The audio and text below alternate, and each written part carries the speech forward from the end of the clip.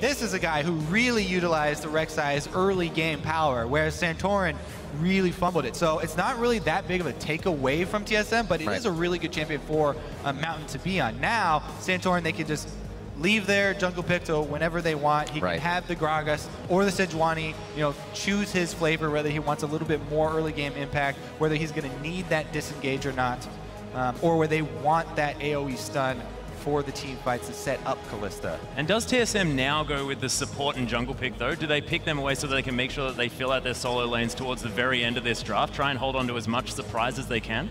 See, yeah, exactly. AHQ can hold on to one counter pick, but TSM don't have to give away too much right now. If I was going to do something, I would probably grab Lustboy's Thresh. Albus actually had a very good Thresh game. Okay, so they don't want to give anything away. They're trying to hide their pick. But we didn't notice the fact that Hecarim wasn't banned. Only one counter pick here. Hecarim is a big deal at the moment on this patch as well, so the horse able to run rampant through this game in the hands of Darius. He didn't see too much success in the last time that he played it. He rampaged right through all the minions in his wave and shoved up and got ganked. If we talk about success, this is almost the same team we see TSM took against SKT. That was a 0-7-3 Kalista. This almost didn't work out for him, so it's interesting to see they want to fall back onto this for their first game in day 2. All power picks here so far right. for TSM. If you look at the ranking of these champions, all would be in the top tier.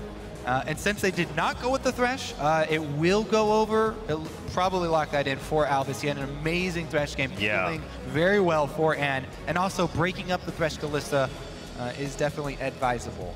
And I love Santorin on this Gragas as well. I mean, he did play a lot of Lee Sin. We mentioned earlier on the fact that Gragas' playstyle very much like a tanky Lee Sin. Like Lee Sin sort of bulked up a little bit, you know what I'm saying?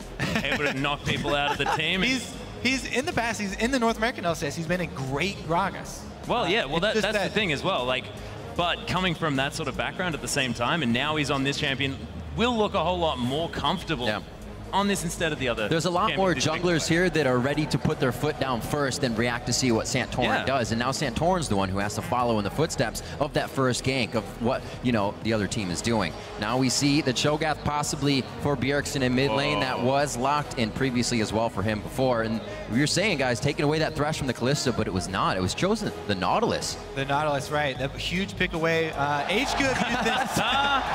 HQ have used the Nautilus to get here to MSI. Albus was able to set up a lot of plays in the bottom lane. And we talked about bottom lane being a big focus for Mountain. Nautilus is great, can add a bunch of damage, can initiate as well. Also good at setting up ganks for Mountain in the bottom lane. So there very well could be still a lot of focus for the bottom lane and action down there. The thing is that something very curious about some of the North American teams like TSM is that they've found a lot of success with the in scrims with the Thresh into the Nautilus lane down bottom. While it's not intuitive, it's not necessarily a champion kit mismatch there just for the laning phase, the fact that the Lantern brings so much to the combo down bottom with the Kalista, there's so much mobility here, and you can pick and choose your fights very easily, especially if you have a mobile jungler like Gragas. It's very easy to set up kills with this combo. Now, looking at AHQ, what can fit in with the rest of this composition? You got a bit of early game jungle, but everybody needs time to ramp up. What do they finalize with? Fizz. Right? You just want to see Westor Fizz again. Like, yes, Fizz, always the answer. I see Westor, it's Fizz. When Fizz, it's going to happen, ladies. It's what happens when it's not the obvious pick. When Twisted Fate and Zed are bad. Westor just said, well, my Fizz is up, guys. Gonna have to pick it away. Of course, he does play Cup. He does play a whole lot of other champions, but his Fizz is open. And even though they let this last pick go through for Westor to get the counter pick, this was calculated for TSM. Early picking the Cho'Gath because they banned out the two most likely other two options for Westor. High percentage chance that he was going to go for this. Not an unexpected turn of events here for TSM.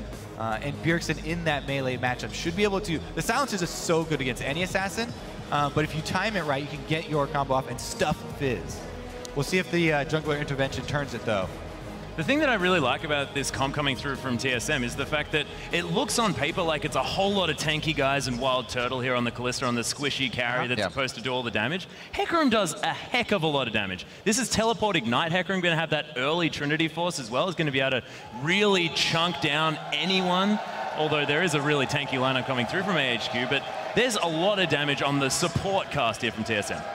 And with everything and the champions loaded in now, make sure you head over to Twitter and vote with your predictions at LOL Esports with the hashtag TSM win or the hashtag AHQ win. We'll add up the results and see what you think throughout the game. Gobi, I know you had something to say at the end of Champion Select. Right, I want to tag in on that Hecarim point. The Hecarim was picked so early. There's a lot of point and click on HQ with the Urgot, with the Maokai, where if the flank from Dyrus does come in with the home guard, one of those abilities, just tag him very quickly. It's very disorienting, takes away your big speed bonus, which also is your damage bonus.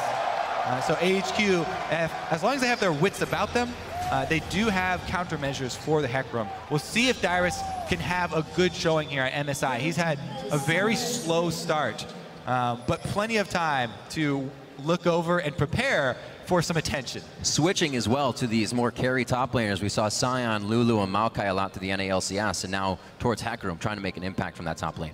Right, and when we talk about the top lane, I want to take a moment here, before all the explosions start, since we had almost no time last game, to talk a little bit about strategy and a little bit about the state of the game, specifically for lane swaps. As we've seen a trend emerge in North America where Level 1 support movement, extremely important. Lustboy really leading the charge here. Lustboy and Lemon Nation trending towards Level 1 invades. And I love this strategy so much because in the early stages of the game, there are 3 playmakers. There are the jungler, the top lane teleport, and to a lesser extent, the support. So if you can invade Level 1 with your support and harass the enemy jungler and top laner, it completely destroys their early game playmaking potential if you can get them behind. And that's exactly what you want to do against AHQs. Try and take the teeth away from them in the early game. But it looks like it's going to be a fairly safe start here for Rek'Sai up on the top side. Whenever you're thinking about jungle pass and jungle starts, you always want to stay one step ahead of the curve. And starting on a small side camp, much safer than starting on off on a buff. So both of the junglers doing that. And it looks like we will, as long as people just go to lanes, have the lane swap that they are looking for. And TSM looking for this lane swap where you mentioned earlier on the fact that Kalista and Thresh, it's quite a decent duo lane, even up against the Urgot. Yes, definitely. Kalista Thresh, always very, very strong. Yeah, well, that's the thing. A lot of the AD carries, if you talk to now, it's extremely difficult to get into that matchup. And Dyrus on a 1 versus 2 has been the target of a lot of early dives. So Mountain starting off on the top side of the map, he will end his route towards Dyrus area. And that's definitely something that Dyrus will have to prepare for. You know, some early wards over that wall to keep some vision into the tri-bush. But you see, Dyrus is now on the bottom side of the map, and that's where Santorin generally ganks. And this is the weak side. Santorin started his strong side, but Mountain started the weak side jungle. So he's trying to go cross map for the jungle here, and they've got the support coming in level 1. There it is, but it's a little bit too slow. Now they don't steal the buff. Taking away both those small monsters from the red buff camp is half of the experience and gold that you're getting out of that camp. So it doesn't look like it was an effective invade, but they took away half of that camp, basically.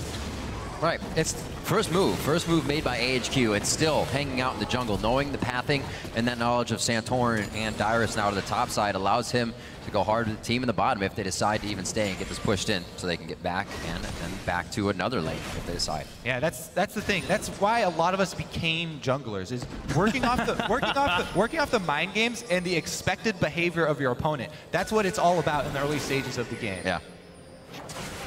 Dyrus is going to be trying to steal away some Raptors here as well. Very cheeky work as Ziv's going to teleport.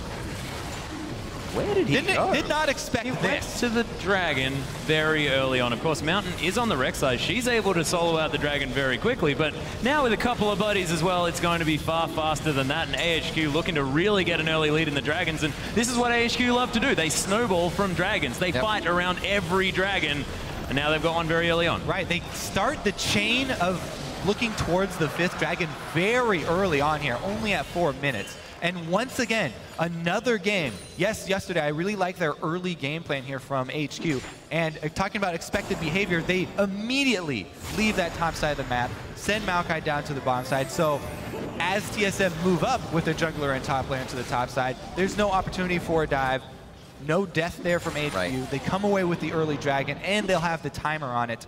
TSM completely in the dark on that one, and it'll be hard for them to position early to try and stop what HQ usually like to do. You can kind of see the story that Image told of the early dragon for HQ being able to pressure, but mid-game from Team Solo Mid being able to get the bigger objectives, that Baron. See if the game plays out that same way. So far, HQ, like I said, putting the first thing on the plate for TSM to think about, and both have kind of just shared top and bottom side of the jungle here for the first part of the game. Yeah, and it's interesting as well because it looks like they're now going to switch bottom lane towards the top side of the map. Dragon no longer an objective, but that might give Dyrus some time here because there's no one else on the bottom side of the map. Yep, anytime you can buy for Dyrus with a minion wave closer to his turret is time well spent. Looks like he is going to clear the minions out very quickly, though, as Ann comes. So the lane will be pushed up back towards HQ. And the other thing, too, is in the lane swaps, with everybody, pretty much everybody abandoning the Rod of Ages build for Maokai, you know, not really needing that extra ability power later in the game at all, just wanting to go for the much smoother curve, much smoother power for Maokai of building pure tank stats, trying to go for the Righteous Glory very early on. Maokai, more effective on less gold. Hecarim really does want to work towards the Trinity Force as quickly as possible, get his home guard upgrades as quickly as possible, and they're making it hard for Dyrus. Once again, he has the lane shoved, has to get chased out, and he won't even get experience. Goes back to wards, but he is zoned out here. He's going to get popped up. Dyrus does not have flash. He is going to go down for first blood, and they have been down there quite a bit, guys. It finally pays off. Yeah, beautiful play there as well, and Albus wasn't letting that horse go anywhere. That was the kill pressure of the Rek'Sai plus Nautilus that we talked about in the 2 versus 2, but it didn't even look like it was fair there with Dyrus. He keeps shoving these lanes and extending, and then kind of waffling around in no man's land territory and getting picked up for the first blood. Once again, Dyrus down.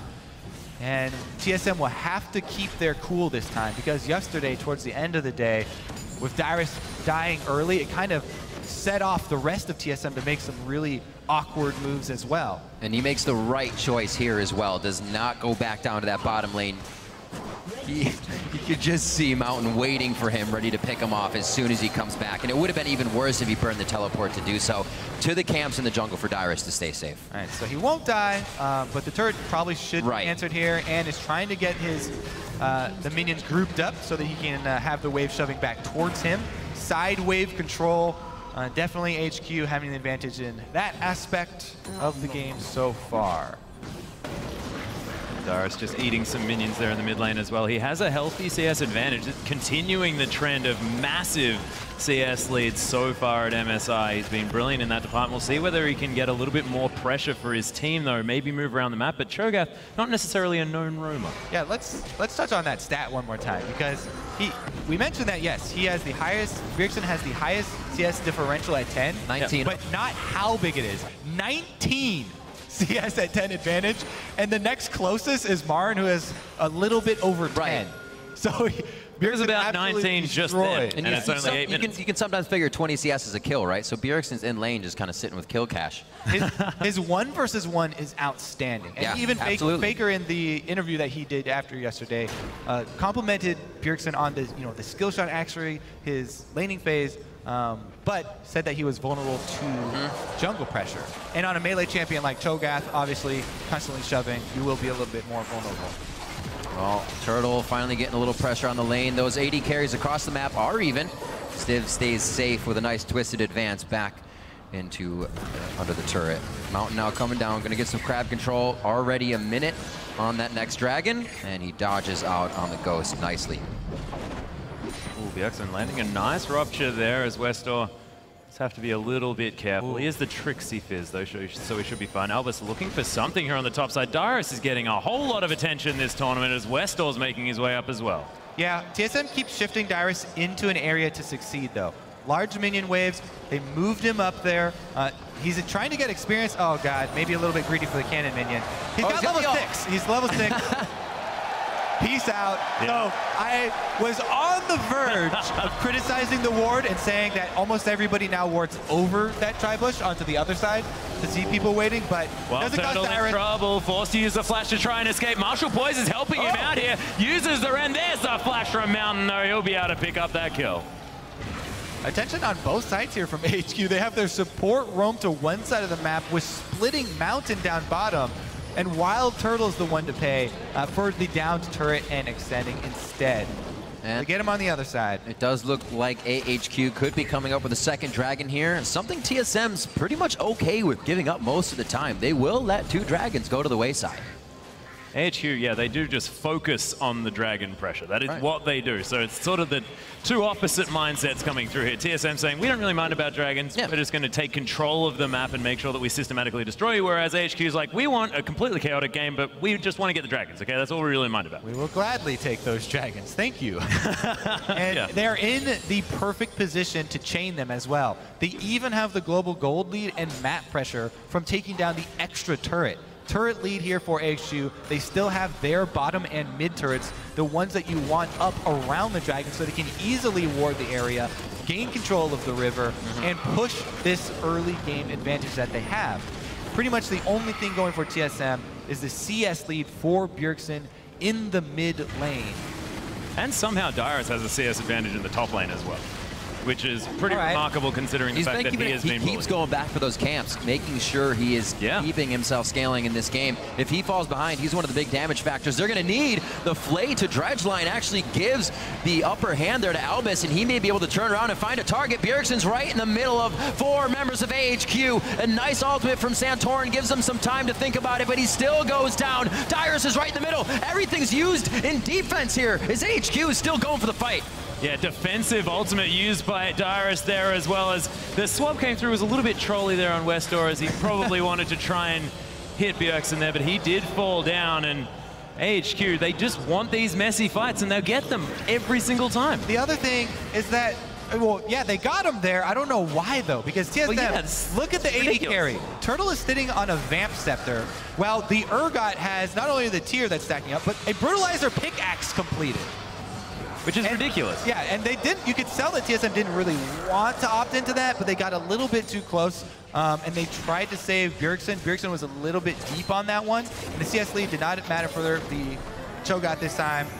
They focused him down early. Dyrus did end up having to use the teleport. They were trying to hold it and save it there, but the force from AHQ, very good job capitalizing on TSM getting a little bit too close there, sniffing around their dragon, picking up the kill there, and Turtle having to wait for the gold threshold to try and buy a full BF sword.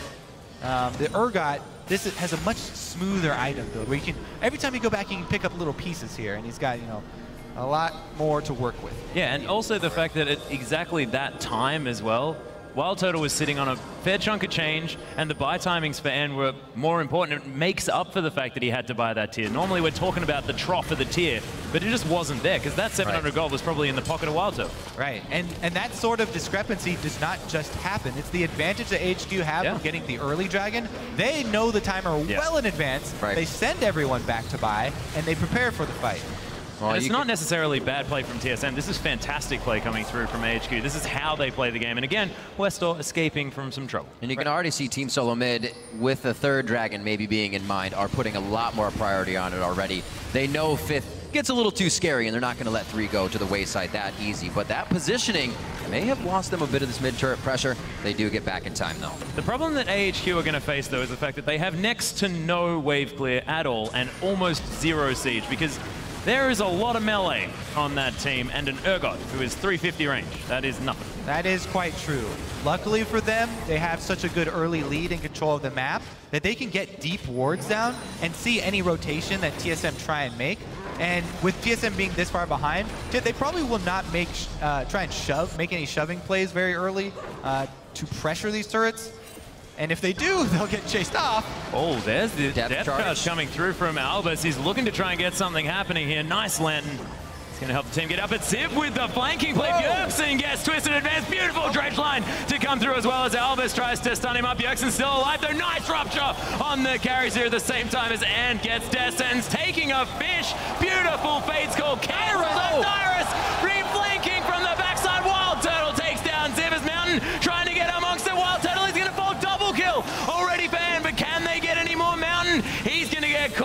It's another beautiful kill, but triple for Ann. And the Urgot is making plays. That's why you don't try and make the hard pushing rotational base plays when you don't have any vision, any sort of map control. HQ, with so much vision, they're easily able to collapse and corner TSM and grab the fight. While it was only a 2-for-1, they do take advantage, and they've now got control. 3-for-1. Shove in. Oh, 3-for-1 to then shove in on the turret. So Westor here able to get some damage done as well. Just extending that gold lead. And like you said, without any vision, yeah, they have power in numbers, but if you don't know where the other team is coming from, you're absolutely in the dark. So Bjergsen takes so much damage at the start of that fight, and Westor having to flash in here. Love that. Yeah, the Fate's Call trying to get rid of the focus there. At this point, trading tank for tank, Turtle really takes that too far, and he's on the front lines there. So bit of a misposition, actually, that caused this kind of to snowball in HQ's favor, actually. Ziv really preventing anything from happening off Dyrus' ult. He gets 4 people. Ziv was just toying with 4 people on the other side. Nobody could follow up on that. Yeah, and that was once again Wild Turtle getting a little bit zoned out of the way of his lantern that he was trying to pick up out of the river there, but he just couldn't quite make it there in time. He pushed up a little bit really far after they got the first kill. Wasn't quite aware that Dyrus had gone down, and it was actually a 1-for-1 trade with both of the top lane tanks going down. But he's going to try and continue farming this one up. This is it's a different experience though for TSM. This isn't the shutout that they were experiencing last night with SKT as well. Like, it's not that same situation. They do now have the opportunity to try and consolidate because their team comp scales incredibly well into the later stages of the game. They've just got to try and consolidate, hold on. And it's a team comp that they like. The only change versus SKT was Ziggs in the middle. This is the exact same thing, but with Cho'Gath. They like to run this comp. They feel comfortable with it, but can't seem to find the ins in that early game with it. Yeah, it's going to be very difficult for them, and AHQ, from their perspective, they've got Westor out of the early stages of Fizz gameplay, which you expect Fizz to have the CS disadvantage early on like that, and it wasn't a very big disadvantage. So once again, the Westor Fizz pick gonna start to shine. He can split push the side lane. All right, that's not gonna how that shine right interaction now. Need a few more of those. He's gonna miss this one, but this is the time in the game. Oh, Ziv, though, devastating charge. He's going to get Dyrus to safety now, but that is an angry tree. Nope. Yeah, didn't want it. Already used the Righteous Glory, didn't want to follow in. Third Dragon now as TSM is scattered around the map. Not even a chance to respond here. 6-1, 18 minutes in, and 3-0 in Dragons. And not only is Westor going to start to shine on this Fizz, who's becoming extremely powerful, but Ann has already upgraded his Brutalizer all the way to the Ghost Blades just for the extra 10 armor penetration. The extra attack speed and move speed, yeah, all right, that's pretty cool, active, but mainly it's about flat penetration because look at the tank line for TSM. They won't build armor anytime soon. Dyrus only has a cloth armor. Gragas right now, full health for the Sightstone Cinderhulk, and you know that Hecarim wants to build that Trinity Force, so that's the direction Dyrus is going to go soon. Flat penetration, extremely valuable here because almost nobody has any armor, and this Urgot, they're really pushing the mid-game of this Urgot, and they're going to try and bully TSM. And I really like that adaptation as well because normally it's the Black Cleaver that you go for. This is before the change, of course, where it still is building out of that Brutalizer. That is normally the option for an Urgot, but Ann's saying, no, just need to pierce the armor. We're going to get through it. Yeah. Try and get close to that true damage. Now all that he needs is to transform to the Muramana, and he will be able to three-shot people. It does want to get a little bit more of that cooldown reduction as well. Once that sweet spot of the 37.5, make sure you can get 4 of those Acid Hunters off. That one's for Pop. The thing is, I think he only needs 3 to hit to actually kill someone, so. Well, that's true. You got to go for the armor penetration where cooldown reduction doesn't matter because you just kill people. Looking at the Urgot in general, the beginning of this game, we thought it would be something TSM would try to take away for themselves, but the Callista, again, was something they wanted. And now that Urgot is definitely paying dividends for AHQ. Westor trying to go solo here in the top lane. Santorin, a little too big in the belly area. The waistline doesn't allow Fizz for the full hug there, and he's going to have to get out of this. What is the team doing besides, though? You can see all 4 members of AHQ in the bottom lane having a field day. Yeah, that was remarkable from Westor to make it out of that one. I thought he was almost definitely dead, but after the flash body slam, there just wasn't enough left to hold him down. Westor is another one of these guys running the per level cooldown reduction rune for glyphs instead of magic resist. And with the themes that he likes to rush on Fizz, he's already up to 32.5% cooldown reduction just with that. So he can Playful Trickster immediately again. And but he doesn't even have Boots 1 yet. It's just crazy. Nope. He's a fish. Come on. He wasn't in the river, though. Theoretically, he should be slower. This is true. This is true. Have you ever tried to walk in Flipper's Riff on land? So difficult. Running in Flippers, though, that actually works surprisingly well. Does it? Yeah. Pogo stick on Flipper. Yeah, it's weird. You sort of bounce along. All right, I'm going to stop you right there. 20 minutes into this one, Getting 6-1, the 6,000 gold lead, and still 3 turrets now in favor of AHQ as they decide where they want to go next, really causing TSM to go to the beat of their own drum. Westor now to the top lane again, looking to spread TSM thin. It took 2 members to push him off a turret last time, and it's only going to be Bjergsen this time. Yeah, that's the thing. AHQ, their path to victory is so clear. Since they got the early dragon, started stacking at 4-something minutes, all they have to do is keep the pressure, keep TSM bottled up in their side of the map, which they're doing very well, and continue to take the dragons. Westor here, gonna go 1 versus 1 with Bjergsen, and one of them's got backup.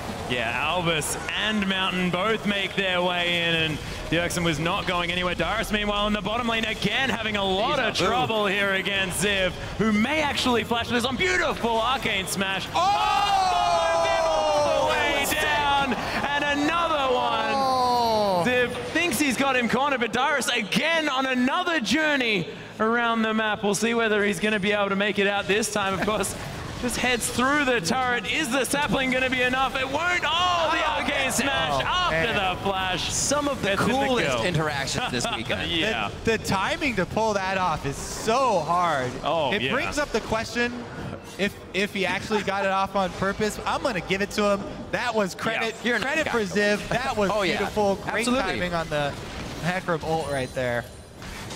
Well, that's definitely going to be playing on the mind of Dyrus. Nothing seems to be working out for him in that lane. 0-3-0 for him, 0-3-1 for Bjergsen. These picks have not flourished in the mid game as AHQ just continues to hold control, not even take control. They've had it since the early part of this game. That is just so disheartening. When the Maokai, split push Maokai solos your split push Hecarim, the other team, when Westor is on Fizz, able to split push as well, they've got TSM has to defensively ward. They can only ward their own side of the jungle at this point. Maokai fell to the wayside because Hecarim did more damage. That's not supposed to happen. Well, the thing that's strange here as well is the fact that Ziv is known as a team-fighting tank player for AHQ. Generally, he falls behind in his lane. He's known not to necessarily get leads in the 1v1, but this time he's managed to get that a lead in gold because of his score being a little bit better, and he's running with it now, has got that CS advantage back when Dyrus was running around picking up the camps like we were talking about. We commended him on this, but still getting 1v1 by the Ziv. Westor moving around mid, getting a little flank of his own. It's only 3 people defending though. And Dyrus once again taking a large chunk of damage in the exchange. He's still able to clear out the minions though, so he's going to be okay. Ziv just trying to stop him from wanting to stay around in the lane, but does have the wave clear. All right, well, let's look for hope for TSM. They have, that is not a good start. That was a beautiful scrying ult. There's a teleport for AHQ as well as the fish comes through. Bjergsen, that 3-man knockup coming down from the Rek'Sai at the same time as TSM are melting on this one. Wild Total falls down first. Bjergsen as well. Everyone's picking up kills and the switch comes in. Dyrus thinks he was getting a flank, but that's just entering the cave of doom here for TSM and AHQ. This is the 4th dragon. They are playing out of their minds. That was so well played here from AHQ. This game, they have scrying orb. They have had and man, the one thing that TSM can hope for, setting up for the dragon way early, trying to get a miraculous home guard teleport on their own pick ward, and it goes as horribly as it could possibly go. AHQ snipe them, kill everyone, take the Baron. They won't have to wait for the 5th dragon. AHQ looks like they're running their way straight past the group stage. And something like this is only set up in steps. Because AHQ has all that vision around the map, it also tells them where TSM isn't. And the one scrying orb hit finds the entire team. So actually, I'm going to even dock some points from TSM here. They didn't have Dyrus waiting in the fountain with the home guard ready. He was out. So even, they had him clearing a wave. I mean, if you're going to make an all-in play like this, you bet everything on it. You kind of let that wave crash, and you hope that the home guard will be enough to catch somebody off guard. But as we see, it's just a massacre here. AHQ are dominating. And they transition it perfectly into their 4th Dragon at the same time, then move over to the Baron. They've got a 13,000 gold lead, and they're going to take down the last remaining inner turret from this map as well. 6-1 in favor of AHQ. TSM really needing this game to get out of that bracket stage. This would make AHQ 3-1 and TSM 1-3 at the end of this game, something they were trying to avoid after quite a disheartening day yesterday. They picked their heads back up and tried to hit it with almost the same composition, but AHQ was reading it like a book. Yeah, TSM looking to go aggressive though, as Westall was in the bottom lane. Mountain as well towards the top side. Bjergsen though, they're trying to turn around. AHQ with a whole bunch of damage. Last boy, oh, the beautiful Fate's Call once more, but Ann just has so much damage. Bjergsen gonna fall down. Dyrus ulting his way out, but AHQ might just transition this into either a turret or they'll just go dive heavily for the kills. Lustboy gonna fall down. And AHQ in the base should be able to get pretty much everything they want, since Westor also already shoving in top turret here. This may be the end. This is just a shutout from AHQ. 14-1 now in kills. They're taking multiple structures at a time. Turret falls, inhibitor falls. The top lane inhibitor going to go down as well. Dyrus trying to push out the bottom lane because he's not going to be able to stand up against this 4-man force. And Westor is still heading up the top lane, just wanting to go back, pick up some more items. Might be able to get a Lich Bane now as well. His Fizz is so scary. It's such incredible play. They're looking, if they didn't leave the base, to match the fastest games this week already. Put down on day 1, just around 26-20 to 35. And wow. I don't think this is necessarily TSM playing poorly though. I think this is just AHQ's playstyle working fantastically against the likes of TSM, who want to have control, but AHQ just play in chaos. And these types of things keep ticking against you. You're losing the top laner. You're losing just members in general like when you want them to be back, when you're trying to just get some wave clear so you have some room to breathe, but nothing is playing in their favor right now, and AHQ is doing a fantastic job. Westor 0-0-9. And it's 7-0-2. Yeah, so Westor is the most famous player on the team, but I've been ridiculously impressed with Mountain. All bracket stage long, or all group stage, all whatever we're calling it. Round Let's go with group stage. Mountain has been great, but also Ann is a huge carry for this team as well. And he's shown it on this Urgot. He went aggressive early build, rushing that armor penetration, and he's racked up the kills to back it up. He plays well, got a pentakill in the second game against TPA, and knows how to perform on that stage. And once again, doing it again with the rest of his team. The communication has been on all game. 15-1 is the score as AHQ enters Team Solo mid's base. And they're taking whatever they want here, as well as Mountain. He does get explosive casting into the team, but that's not the member that they want. And though, he might be what they're looking for as Dyrus tries to get some work done. Nice swap from Ann, gives him so much resistances. Tanks up the turret. Ziv's so tanky as well, but getting Descends back. Twisted Advance saves his life. 3 inhibitors down. Ziv flashes away. And AHQ say, yep, we'll just leave now because we feel like we may have hurt ourselves a little bit. Nice Descends from Lost Boy. The shutdown onto Ann. TSM looking to try and get back in on this one, but Ziv picks up the kill onto Callista. Dyrus gonna fall down. Westor, he's playful trickstering around this fight. Bjergsen able to get the knock up, but another Urchin Strike gets Westor, and he's tanking up the turret, but trickstering around. And Santorin, the last man standing that's around this fountain, and man, AHQ, they don't care that their carry falls down or their tank. They're still gonna win this game.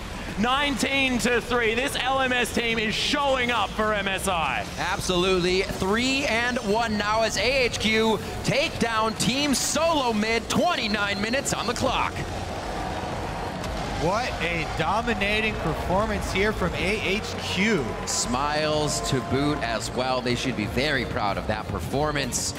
Man, that side of the world is showing some domination today. It certainly is, and Westor just knows how to play on the international stage as well. You saw, we were talking before, domestically, AHQ didn't look that strong heading in here. They weren't necessarily the favorites to win their tournaments, but you get Westor onto an international stage, he seems to just give something to the rest of his team, and they play out of their minds. Yeah.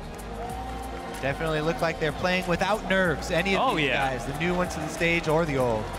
Well, we all know Westor definitely wants to get back to that game where he can get up against Pond, somebody who shut him down last year at Worlds. And I know he'd love to do so. Oh, man. They're kind of the Fizz player themselves ready for that. Yeah, absolutely, that Fizz matchup. Only one will be able to play it.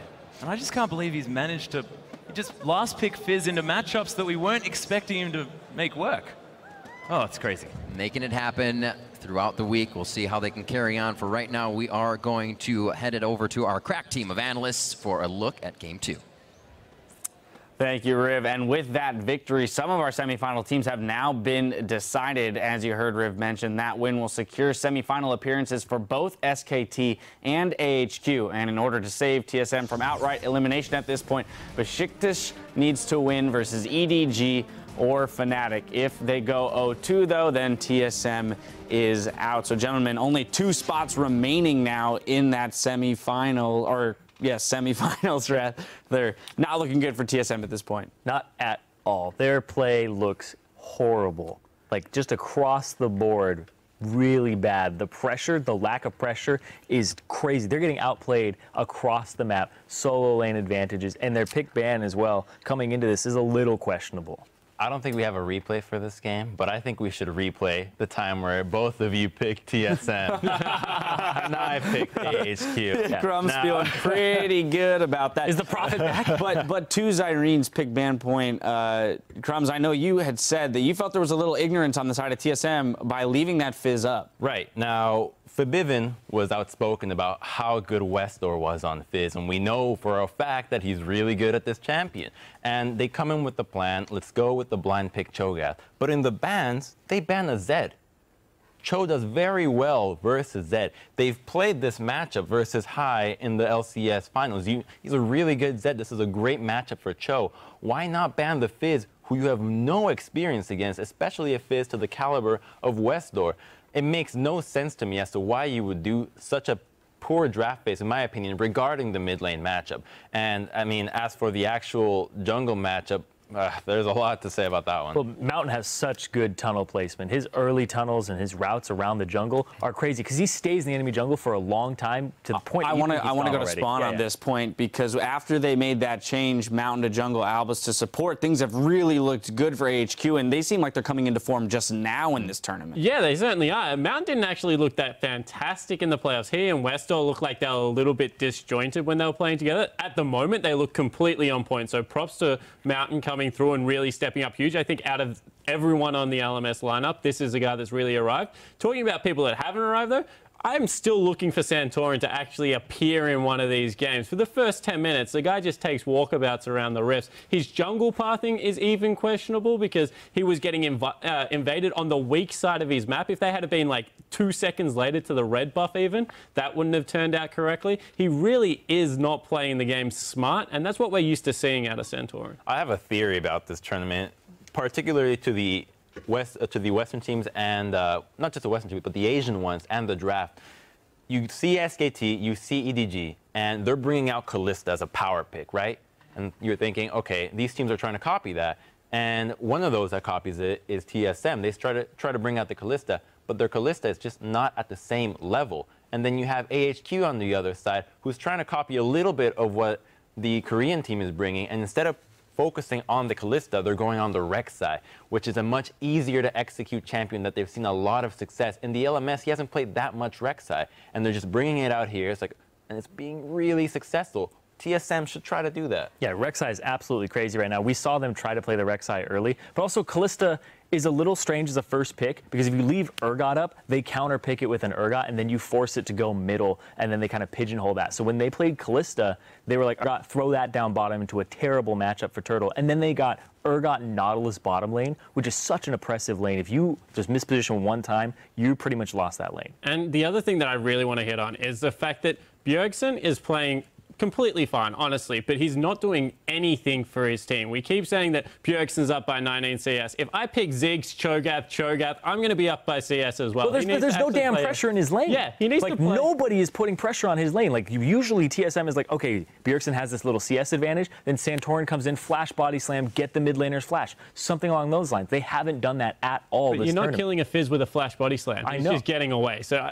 Bjergsen really needs to take a playmaking champion into whatever their next matchup is, because if he doesn't win the game along with Lustboy, I honestly don't know who wins it for TSM right now. Yeah, I think at this point you have to stop and take stock of which players on your team are performing at least to a certain level, which are Bjergsen, Lustboy doing as much work as he could yet again, and say, all right, let's start building compositions and strategies around the way that they're playing. Let's put Bjergsen in a position that he can affect the other lanes, because right now they're putting him in a good position in his own lane and saying, all right, somebody needs to come help him out. They need to go, you know, from the mid lane to the outside lanes. And Bjergsen was actually very outspoken on his stream about how well Zed does against Fizz, and he took it off the board. He's actually very outspoken that in the laning phase particularly, he does a fantastic job. And I know you don't purely pick for the laning phase, but Bjergsen needs to make something happen that isn't a 20 CS differential. Now, a day's rest didn't do anything for the TSM composure. And I'm thinking, okay, you got your two best players right now,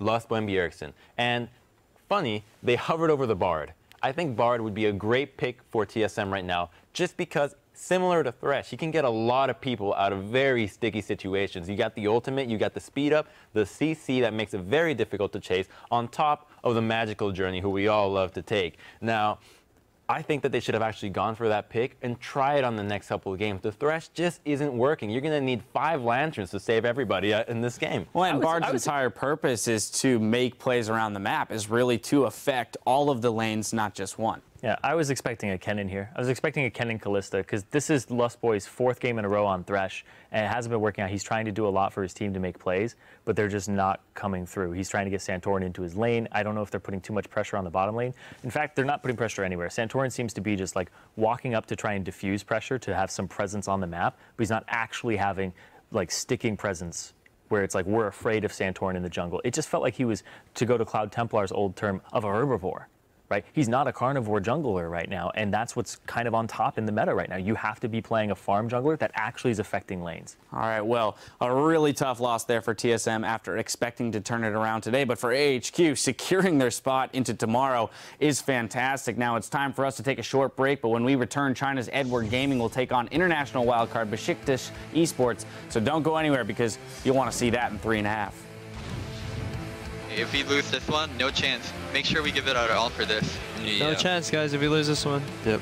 No chance whatsoever. Hashtag the lost chance. A nice ultimate from Santorin gives him some time to think about it, but he still goes down. Dyrus is right in the middle. Everything's used in defense. Tetley's going to fall double kill. Already banned, but can they get any more Mountain? He's going to get caught up. It's another beautiful kill, but triple. Flashes on beautiful arcane smash. All the way down. And another one. TSM are melting on this one. Wild Total falls down first. Bjergsen as well. Everyone's picking up kills, and the switch comes in.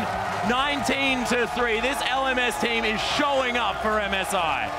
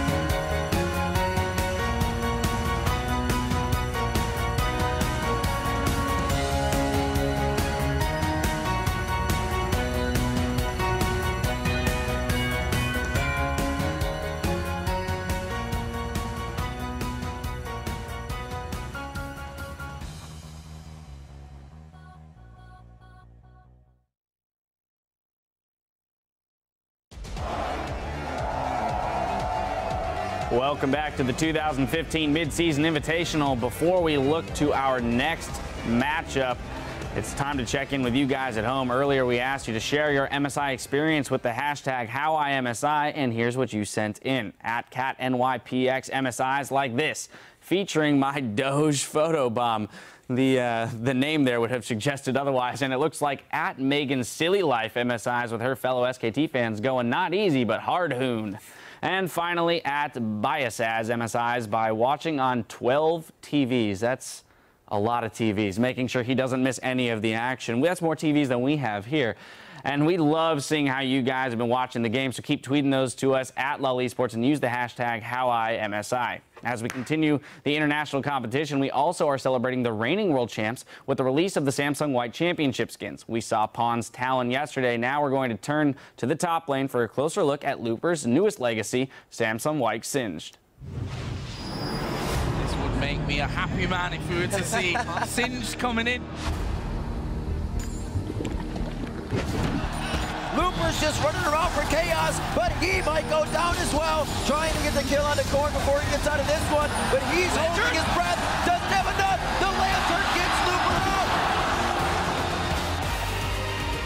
Samsung White, the 2014 World Champions!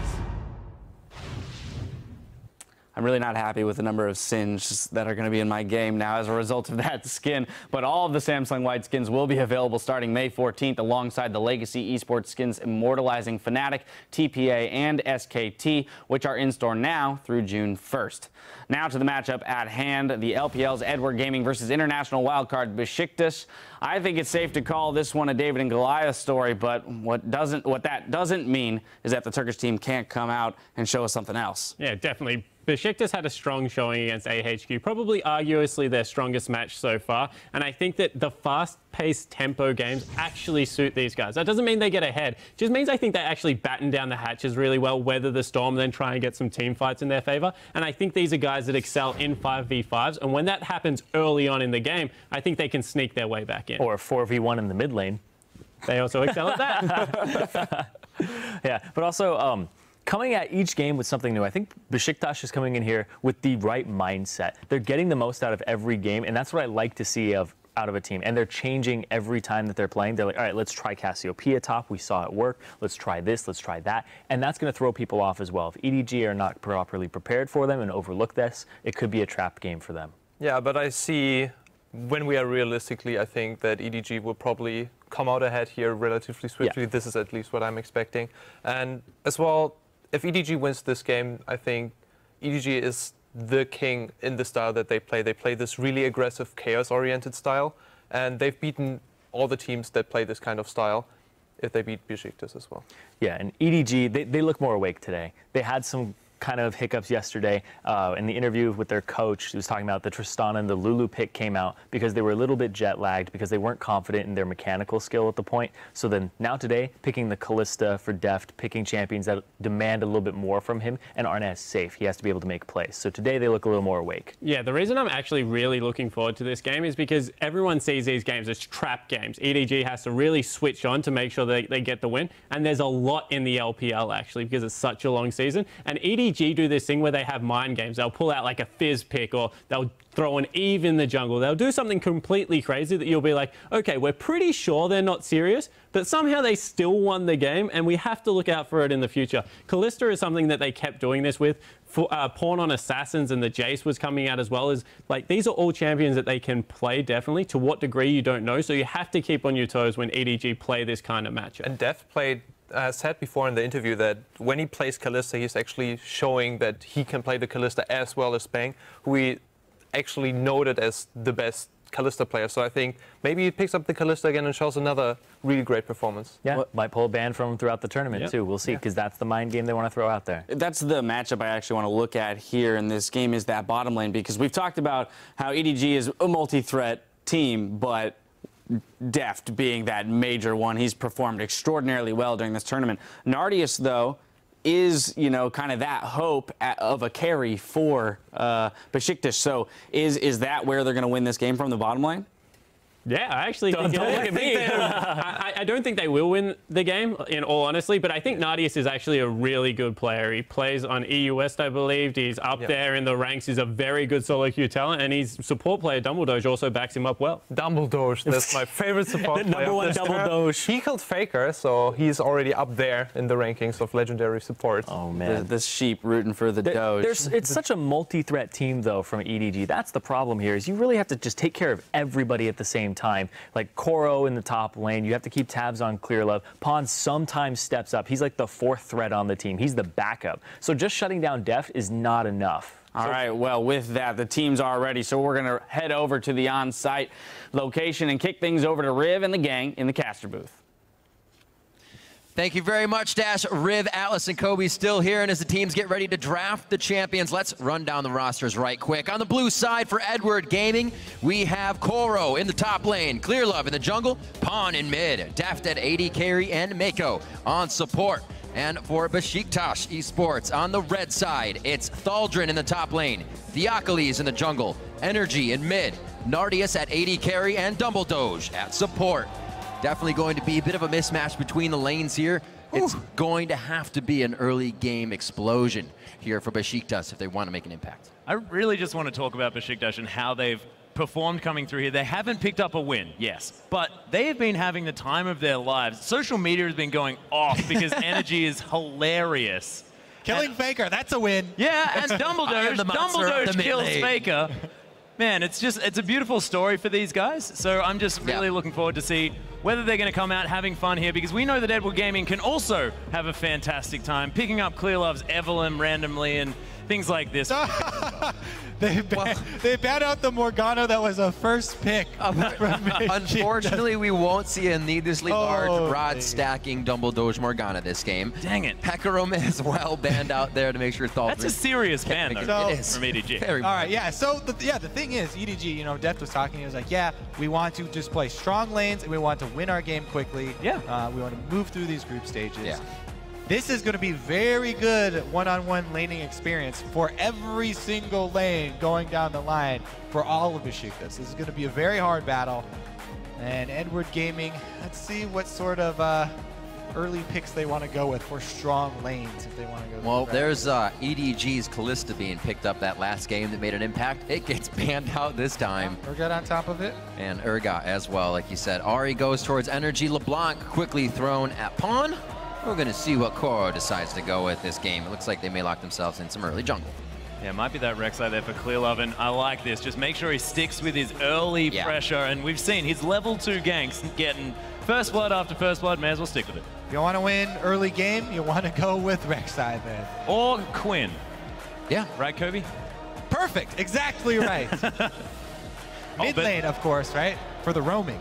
Yeah, but I wouldn't actually be surprised if Thaldrin picked Riven here. It's one of his favorite champions. He loves that. They have been playing that over in the Turkish League. And why not pick your favorite champion and have fun? I'm waiting for the actual lock-in. He keeps hovering. I know. Favorite but champion, I just want to see him actually do it. And I feel like he will do it one of these days. One of these days. Sivir definitely may be for an option for them. Getting into these fights against EDG is going to be something they need to do and make sure that Edward Gaming is always pressured. The Rumble gets locked in for Thaldrin. Definitely can make an impact in the top lane with him. He wants the best experience you can get. He says, show me your Gnar, Koro. I want that taste. Let me experience this. Yeah, with that Hecarim ban, that's just about what left is rather left up. We did see Maokai making a big impact last game. I don't know if it's going to be the same here. Thresh being hovered over by Pawn. That would be a pickup for Mako, who also has his Annie to go for this game if he wants. Yeah, he can pick whatever he wants here, of course. And Pawn thinking about the Jace there, very signature champion for him, but see whether it does actually come through. I actually like Nardius picking away the Sivir from Deft as well. Deft a fantastic Sivir player, but Pawn now thinking about the Gnar. We're going to see it. Koro's Gnar against Thaldrin's Rumble, and this is actually comfort pick versus comfort pick. Yes, it is. We'll see how they match up. This is exactly what Thaldrin wanted, right? Yeah. Top lane experience. Now, the reason that I'm not really thrown by that Jace hover over is because you can't really, since the top lane has been whittled down like this and you're expecting an AD top laner, you can't really afford to run an AD mid laner in the state of the game. In Cinderhulk, there's no way any team gets away with stacking one type of damage any longer, because there will be a tank on the other team that will stack that resistance. The thing that I'm really scared about for Besiktas here is the fact that Deft is basically undefeated on Jinx. His Jinx is incredibly strong. Jinx does incredibly well against Civil. Very true, and it kind of seems like Besiktas kind of want EDG to pick these champions that they have all these undefeated and close to undefeated records on, so they can, you know, experience what is the wrath of EDG. I mean, by the way, because he target banned the other two. But it's on the other side. Besiktas also have a whole lot of comfort picks as well. So it's not like Besiktas have lost out necessarily. Here's what they've got. They've got an amazing AoE wombo combo for Besiktas. They've got the Sejuani Rumble. That by itself is enough to destroy a team fight. When you boost it up with Sivir speed, they have the ability to win one of those 5-on-5 fights towards the middle of the game that they're looking to for the comeback. As Spawn said, probably their best chance here is group up and try and get some AoE done. Yep. However, in that Zed, but like you said, Kobe may not be that AD that they need. It's the AP, and they lock in the global, the Twisted Fate for Pawn here to be making some plays and affect every lane in the game. The double globals, this is going to be fun. The Twisted Fate Rek'Sai. Yep. So many plays with the triple global, isn't it? Yeah, really? You got to teleport in the top lane. So cross map plays aplenty. It's a very good answer to a team that wants to group up as 5.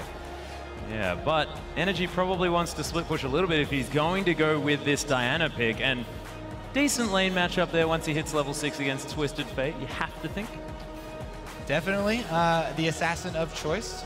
Very good chances as long as they don't, you know, come out of laning phase with a huge deficit. Right. Usually the control is Pawn pushes that in and he disappears from the lane. Also, the problem is with the 3 global teleports, one person split pushing is never just one person split pushing. Right. Could easily have several members teleport in to even the numbers. Yeah, you can't exactly take the fight to the teleport guy this game. Yeah. There's always going to be another one. The old adage of go to the source of the teleport that I was talking about in Season 1 of the LCS is much harder to pull off when there are 3 sources of teleports. Well, they've actually got 4 global abilities, don't they, really? Because Deft also has a Super Mega Death Rocket he can throw into the fray.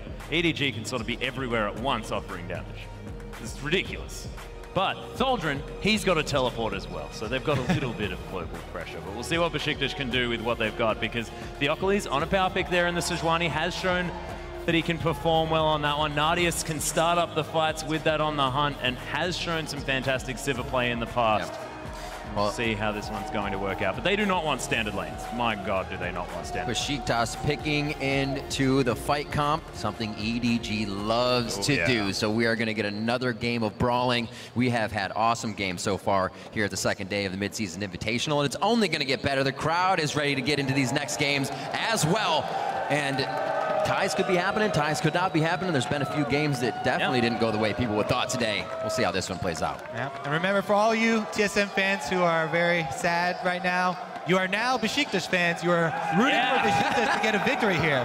So Besiktas should win this fan vote if all of the TSM fans are now voting for them. They move over to Besiktas. Makes sense. All right, as we load up into our third match of the day, let us know who you think is going to be getting an upset by tweeting at LOL Esports with hashtag BJKWin, or use EDGWin if you think the LPL representatives will come out ahead. Yep, this is the only chance that TSM also have to try and get back in this. We have Besiktas upset, and then some more victories later on. Well, we'll see what they can do, of course. Besiktas have a lot of comfort here, but EDG, they've got signature picks across the board, and as they move out onto the Rift, I'm frightened for Besiktas here, because Pawn, one of the best Twisted Fate players, of course. It's difficult saying that here at MSI, where Westor is just around the corner showing that he's phenomenal. But, man, Koros, Clear loves Rek'Sai. This is ridiculous. You know what has worked against Pawn's Twisted Fate?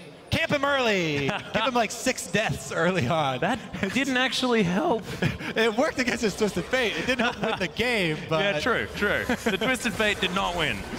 Oh, the flash death sends Dumbledore with quick feet. Pawn actually blows the ghost here as well. Dumbledore, he does have the shield. Pawn, though, he's still running after him. There's not a whole lot of follow-up damage. Another stun. Thaldren looking for some harpoons around the side, but Dumbledore's just casually walking away. Beautiful crescent slash. Energy getting money out of that one. Yeah, money and 4 summoner spells. Yeah. Double Doge only had to spend 1 to get all of those movement spells. A couple of flashes with the Ghost and Exhaust. That was pretty hard from EDG, I'd say. They're a little careless as well. They're like, I saw HQ do it. Let's all go. No, they're like, I've got a stun, guys. We've got to invade. Let's do heaps of stuns. All right, so with that played out, EDG, they're going to have a very safe laning phase here. You can attack quite a few things. Clearlove can still get in for the ganks. Maybe it's that focus to the bottom lane. When Fnatic lost their flash, that was the first focus coming in to get the support. Yeah, exactly. The thing is here, Clearlove without flash, so much more difficult to pull off that early move with Rek'Sai. She really does lose a lot of the early power without the ability to close distance with not only tonal but as well flash. The thing is, Sejuani, a much weaker early jungler, still can, as we've seen, go for the early gank. However, if they meet up in a 2 versus 2 scenario, fairly difficult to come out ahead. Whoa! Whoa, and already Nadia's has to blow the flash there in the bottom lane as the death sentence was coming out from Maker. You wanted to lane against the Jinx from Deft and the Thresh from Mako. You got what you wanted. So aggressive. The exhaust and the flash is down. The exhaust is up for Dumbledoge, but they just cannot decide to trade early with that attack speed increase from Deft, and they quickly gain a lead, 9-2 in CS there. Dumbledoge actually didn't come to lane, or come to the Gromp with full health as well after that level 1 action, so narrowly missing there on the death sentence, but sort of already at a deficit after taking that early level advantage. Yeah, and we'll see if this deficit holds after the wave shoves up to the turret, because there's potential CS here for Besiktas, but the point for EDG is to shove them in under the turret and try and, here's that early focus towards the mid lane of Pawn's TF. Yeah, Theocles looking for it. Nice moonfall as Pawn's going to flash out of the way. Gold card is available and Energy unable to follow through, but Pawn, no summoners. Nicely waiting there for the Arctic Assault and then the moonfall, as you said, but there should be a rinse and repeat there, as you mentioned. No summoners on that mid lane, and here comes the Theocles. Very early, saying wasting no time. We're coming back into this one, but maybe not. Does have a ward available. Curbs it. Clearlove, get over here. I don't have any more escapes. Well, with him clearing that ward, they may actually get this advantage. Clearlove sees that, and they could use it just in this second if Energy steps out. Yeah, both junglers sitting on wards around mid lane. Mirrored opportunities here, and everybody's sad. Pawn, though. Ghost just there's came the back. flash moonfall though as Pawn's in a bit of trouble. Clearlove right around the corner. Energy eating a lot of damage. Clearlove with so much wildcards don't land. The Prey Seekers there. Pawn is so low. The level up comes in. There's the Pale Cascade. Can Energy survive? Clearlove wants the tunnel. We'll see whether he gets it. There's the Qs and first blood for Clearlove. Kobe, you happen to say if they met 2v2 with that Rek'Sai early, it would kind of go in favor of the Rek'Sai. Yeah, it's hard for Sejuani to win 2 versus 2 situations. But Pawn, he burned the Ghost. That was the only one that he burned early on. So while it looked like EDG going really, really deep, Ghost comes back off. Oh, here we go. Clearlove once again. Yeah, he's caught himself in a 2v1 situation, but doesn't seem to mind about it, because he can just take that Dark Passage to safety. Maker handing that one out to him, and man, Clearlove's Rek'Sai is frightening. That's such a great composition. We see it a lot from Wolf and Bengi in the jungle as well. The Thresh Rek'Sai, tunnel in, lantern out, you're good to go. It's so safe. Definitely nice to have a buddy in the jungle. Always. The buddy system working out here for EDG. Koro quite low there on the top side as Thaldren. He's going to overheat as well. Wants to find a harpoon, but of course he's silenced, so he's not going to be able to. But Koro getting pressured out early. Yeah, so I always really like watching the Gnar Rumble matchups. It's very telling of top laners and a really good way to judge them because it's so easily tipped. It really depends on who's willing to play more aggressively early on because the first one to get that small advantage can then snowball it, but early on, unless you have vision of the jungler, it's very risky to go that hard. That was interesting from Koro. He made sure that he wasn't going to regen his health and then teleported. Very strange, but Crescent Slash is going to come through again here for Energy, and Pawn not going to get hit by that one. Continues just to shove out this wave. Thaldren going to equalize the teleports in the top lane, so no early dragon pressure. He's not even level 6 yet, man. It's not that funny. I think the teleport before Health Pool got back up was because there were minions dying. Yeah, but Dumbledore, he's getting taken out solo. Really nice death sentence, but there are 3 members. Def gets excited as he takes down the Janna. Destiny coming in. Nardius has to be careful. That flare max range was beautiful. Nardius trying to do some work, but Def, he's soloing Theocles. He wants to pick up the kill, flashes for it, and he's going to grab the sneaky Jinx before falling down. Meanwhile, in the top lane, Clearlove helping Koro get one, and EDG, action everywhere. Energy's like, where'd it go? Is that not? Well, Energy, he should have tried to, I think he did try, but he should have tried to go on to Pawn as he was teleporting because he was in vision. But that's probably why Pawn came in with a blue card. But anyways, is there any better feeling of getting ganked by a jungler and coming away with the kill for the bottom lane? A few kills on top of that? Yeah, and then on the top side, as we saw, this is a matchup that you want to play aggressively and you want to, trade damage without backing down. But if you don't have vision of that, the first jungle gank can change the entire situation up in that top side. And Clearlove's the one to get up there because obviously Sejuani was ganking bottom. And also now, Koro, he's got the Hex Drinker in his back pocket. This matchup is going to be a whole lot easier for him at this stage.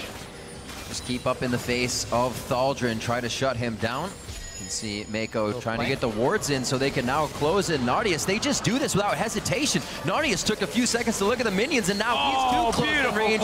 Played onto the Chompers, and these guys are using everything they have. A grab onto Dumbledoge as well as Def keeps the correct focus onto Nardius, and the 1-2 punch comes up clean for EDG. There's just nothing missed from Mako at all. Not at all. Great synergy between that bottom lane. We said before, there may be two different languages there, but they play as one mind. They certainly do. Energy is going to manage to back. He's been putting on a lot of pressure here. Actually, Koro looking for it in the top lane. Thaldrun's going to flash into the wall in celebration. That tree is too... So, to be fair, the Hex Drinker had nothing to do with that. That was just 1 versus 1. Outplay, and a really good job of Crow jumping on another opportunity for himself. But man, remember as well, this is the Deft Jinx. Oh no, undefeated! Into that chomp is Nardius, not going anywhere, and Deft is gonna pick up another one. The sonar hook. Oh, so nice. Me, that was ridiculous. All right, which lane is the next kill coming? Yeah. Let's just wait and see. Not sure. BJK are definitely trying to stay safe here within these lanes, but right at the front door every time is EDG. It doesn't even seem like they've really backed here. They're always on the side of the map of Besiktas. 9-1 now, 9 minutes in, and the first turret will fall in that duo lane. It is bottom. 69, now 70-34 of that CS. Jeff said the plan was to get our strong picks in lane, win our lanes, and quickly finish the game. Yeah. So, check mark on the first 2 for them. The third one, quickly finish the game. There's the Destiny into the top lane though. Thaldrun, he's been caught out by this Twisted Fate. Going for the turnaround. Pawn taking a lot of damage, but it's not going to be quite enough as Koro picks up the kill onto Thaldrun. 0-3-0 now for this Rumble. He's having a tough time. You know, I said it seems like they're almost not backing. You guys mentioned 3 pretty much globals on this team. They are always going to be on the map trying to create pressure. You could see the flash play. Thaldrun had those wards and still went down. This time EDG is just going to go straight for the fight. Clearlove flashes in for the knockup, and Koro from the top lane here is going to be able to continue the fight. Yeah, Dumbledore's going to fall down. Double kill for Defter's. Energy's going to get exhausted. Koro, he's burning down. Is he going to die? Meganon not in time as Energy picks up the shutdown. Nardius could be in trouble. Mega Death Rocket sails by, but Deft is getting the turret tank for him, gets excited and runs away from the Rumble. And 8-1-2 now for this Jinx. This is ridiculous. This is also going to be a lot of mid lane pressure. Should be able to take down the turret as well.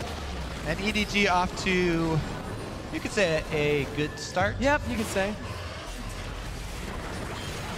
7,000 gold to lead at 10 minutes, 11 minutes. This Clearlove's going to take away the Raptors, probably going to escape as well as he's quite low on health. Keep it on par with more kills than minutes again. That's what you got to do. That's what you got to do. But they're on 16 at 11 minutes. That's a lot more. That's more than we're used to. trying new things. Yeah. Well, let's see what happens now. They put Deft back towards, not back towards, but now in the top lane to start cleaning up CS, continuing to focus a lot of power into him. He's already turned on, just spent another 1,800, so he's just going to level up to Super Saiyan now. Deft has 6,000 gold on him. 11.5 minutes into the game with 8 kills. That's more than double the gold. Yeah, you look at the other side. 3.2 thousand gold ahead of his lane opponent. All right. Gosh. Well, let's see. Besiktas, what can they pull? Defensive warding helps to an extent, but the other team has Twisted Fate. So trying to pull a 5-man ambush from a bush, you know, with some vision, still probably the best hope. However, pawn pop result, everyone gets found. Yeah, there it is. The Besiktas Esports Club standing true behind their team. And they are putting up one hell of a fight here against EDG, who is just trying to close that stranglehold down here. Besiktas now hopefully getting these team fight compositions together. There is a game-changing ultimate from the Theocles that can come in, but they have to be able to follow up perfectly, because even if they hit everything spot on, I still think it's going to be a hard fight for Besiktas to pull through. And EDG do have a lot of their gold on Deft as well. Absolutely. I mean, theoretically, if Besiktas managed to destroy him early on in a fight, they might be able to get something done. We're looking for a way for Besiktas to get back into this one. We'll see whether they can actually manage to follow through on that, because they're losing their turrets. They're going to have to try and find that fight sooner rather than later. Yeah. All right. So more likely, we'll take a look at how quickly EDG can execute the victory here, because this is their goal now. Yeah. You mentioned the time before. Time does matter in the tiebreaker situation. Right. So the quicker you can end these games, the better. If something crazy happens and a tiebreaker does pop up, not quite sure. I don't think that a tiebreaker for them would pop up now, since they did also beat Fnatic. But it's also best practice. Yeah. To win games quicker. Certainly is. Besiktas, though, are positioning around this mid lane. Got to stay together here just to try and answer the fact that EDG have so many globals. If they get caught on their own, there can be a whole lot of friends available in the Chinese lineup. Really not able to defend these wards either. You see him quickly being taken out, and it takes quite a few members just to regain those little parts of their jungle. Yeah. Pawn and Mako, the roam team here. The rest of the map, or the rest of the team, I should say, up top, and it's going to be Deft by himself in mid. They are 2-1-2ing this with the AD carry mid. Yeah, of course, the safest member of the team in the mid lane. All those escapes. All those escapes. 20 seconds on to Dragon. They probably won't need the full team for that either. But like you said, guys, let's get that time in there. EDG is definitely resting a little bit before they make this final push. I think it makes sense here, because Deft just hides behind his money. It's a big wall right now. Yeah, it's a big wall. Gonna keep him safe. Or he will just beat you in the face with his bag of money, kill you before you can get to it. That'd work too. Whichever way. We've talked about how much it would hurt being slapped in the face with 6,000 gold. Be pretty painful. Yeah. So they're able to keep all 3 waves pushed while pulling 3 members back for the objective. EDG, you can say that is complete map control. They still have some minions up top and control of both of these bottom 2 waves. So if they collapse here, should be able to get that last outer turret before returning to base to buy. Took a little detour here for Deft, though. So a few minutes or a few seconds, he's going to have to walk all the way back from the red buff. Now, though, he does have the red buff for the shove, and they still have control of the bottom lane as well as mid. So they should be able to collapse and make their pincer. Yeah, and Deft is very, very conscious of this CS deficit statistic that we picked up of 17.5 behind, because he is doing his very best to try and change that one. When your sample size from the first day is 2 games, yeah, you get some overblown statistics like that. You could. Now he wants to blow him out of proportion even more in favor of himself. Or is this just going to even it out? So now it's about where it should be. Not sure. Well, we'll see if he can still do anything on that 8-1 and 2 Jinx. We know him to be very good at AD carry in general, but using those summoner spells to make it look even better. It'll be hard for Besiktas to get to him. We did say there's a lot of gold on him. I don't know if that's going to be everything they need if they just take him out in a fight. Pawn now to the bottom turret by himself. Oh my word, Man. just 2 spells putting Thaldrun to half HP there. We're not used to seeing TF doing that much damage at 16 minutes into the game as well. The Sivir wave clear might not be there in time for this wave. They could get a good chunk of damage before she arrives. Well, gonna have to arrive fast with a Jinx. Those turrets are gonna fall very not fast. That big a chunk. Oh, Good nice spell spell shield. shield. I like your thought. Yeah, I like yours. It's the little things now.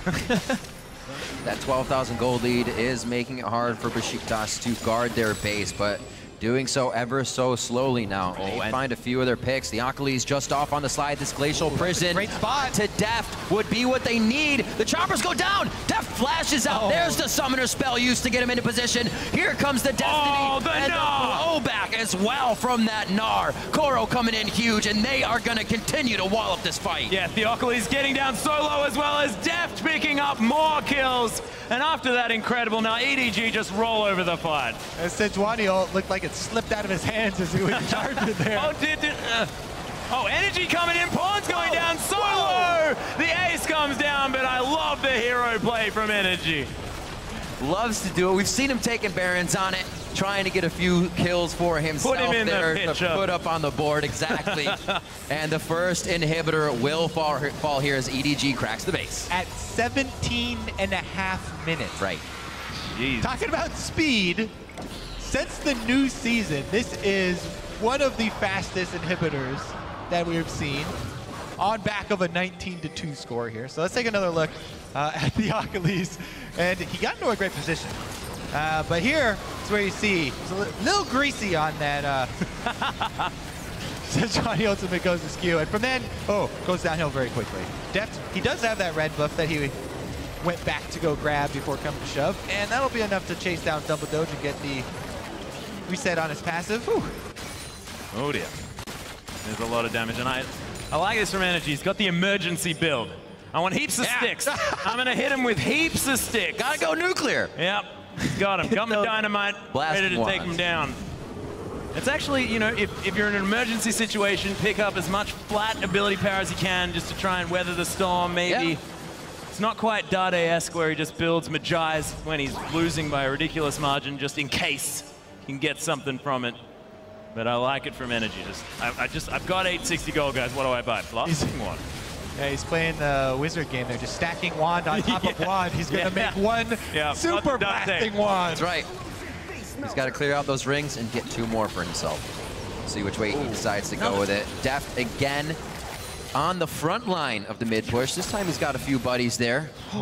Onto the tank as well. Theocles not even able to take the damage that Pawn is putting out from his Twisted Fate. Wand is out. The fast feet on that one. Dodges it, but he cannot dodge out 3 members. The damage he traded back to Besiktas there, still big.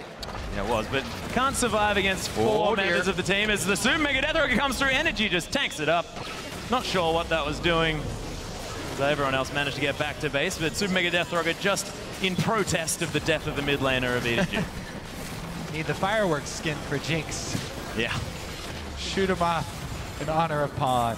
A noble sacrifice. They did shove up both the mid and bottom though, and so they're knocking at the door once again. Pawn does not have his ultimate, so he'll have to walk his way all the way back up to the rest of the team. And that means that they may just retreat for, well, Baron's up. You know, it's 20 minutes into the game. Have they ever taken one right on spawn? Nope, they're just gonna bait it. Yeah. They know the fight would lead them into the base. Usually it is a prerequisite. They have to check off Baron first before they go in. Theocles. Yeah, they're going to cook this one up. Got a little Sejuani for dinner. They're going to back off now. The Baron should be theirs. It only took a few members to get that in for him. And we still see Besiktas trying to clear out the base here. So Baron up for EDG. And they're going to go straight for the base. Yep, just 20 minutes into the game. Baron was prepared. 30 seconds late on that one for EDG, but we'll give it to him.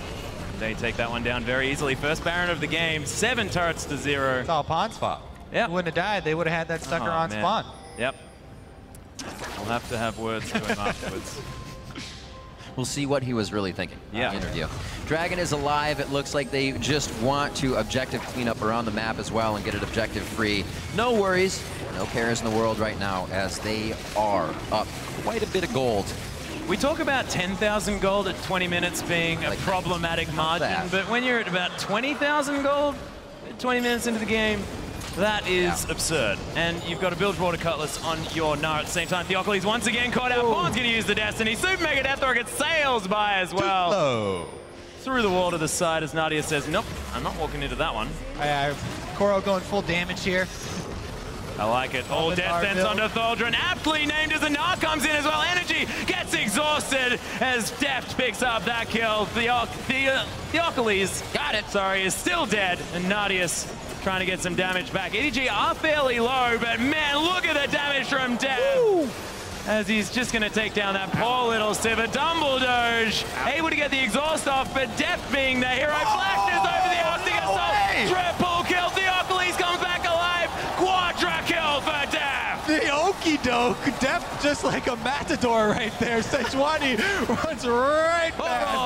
And that could be the game. Oh, the celebratory deaths on the Fountain. His Energy looking to pick something up, and he's going to fall down. And EDG, they get the rest of the job done. What a game from EDG. The fastest game so far coming out of the midseason invitational at 22:30, 27-3. EDG take down Besiktas. Oh man, that was just pretty brutal stuff from EDG. Not really much more to say. It's job 20,000 well gold. done. Yeah. That game, very well done there from EDG. And they delivered on everything that Deft said they would in the interview. Talk about timely victories. 22.5 minutes here for EDG. Very, very promising for them moving forward. Absolutely. At the MSI. The thing in the beginning of the game, EDG went a little hard, very careless with their summoner spells, but at that point, Deft and Mako should not have been able to come to lane and quickly push out Nardius and Dumbledoge in that situation. It should have been Nardius trying to do that early damage, knowing the exhaust was down on Mako. They lost a big advantage there in that early part of the game. Bottom lane was definitely brutal for them. And it was just Mako and Deft showing off how incredibly well they played together as a unit as well. I mean, these death sentences across the side coming through, and man, they're a frightening bottom lane to contend with no matter who you are. Absolutely, and for a closer look at EDG's win, let's check in at the analyst desk.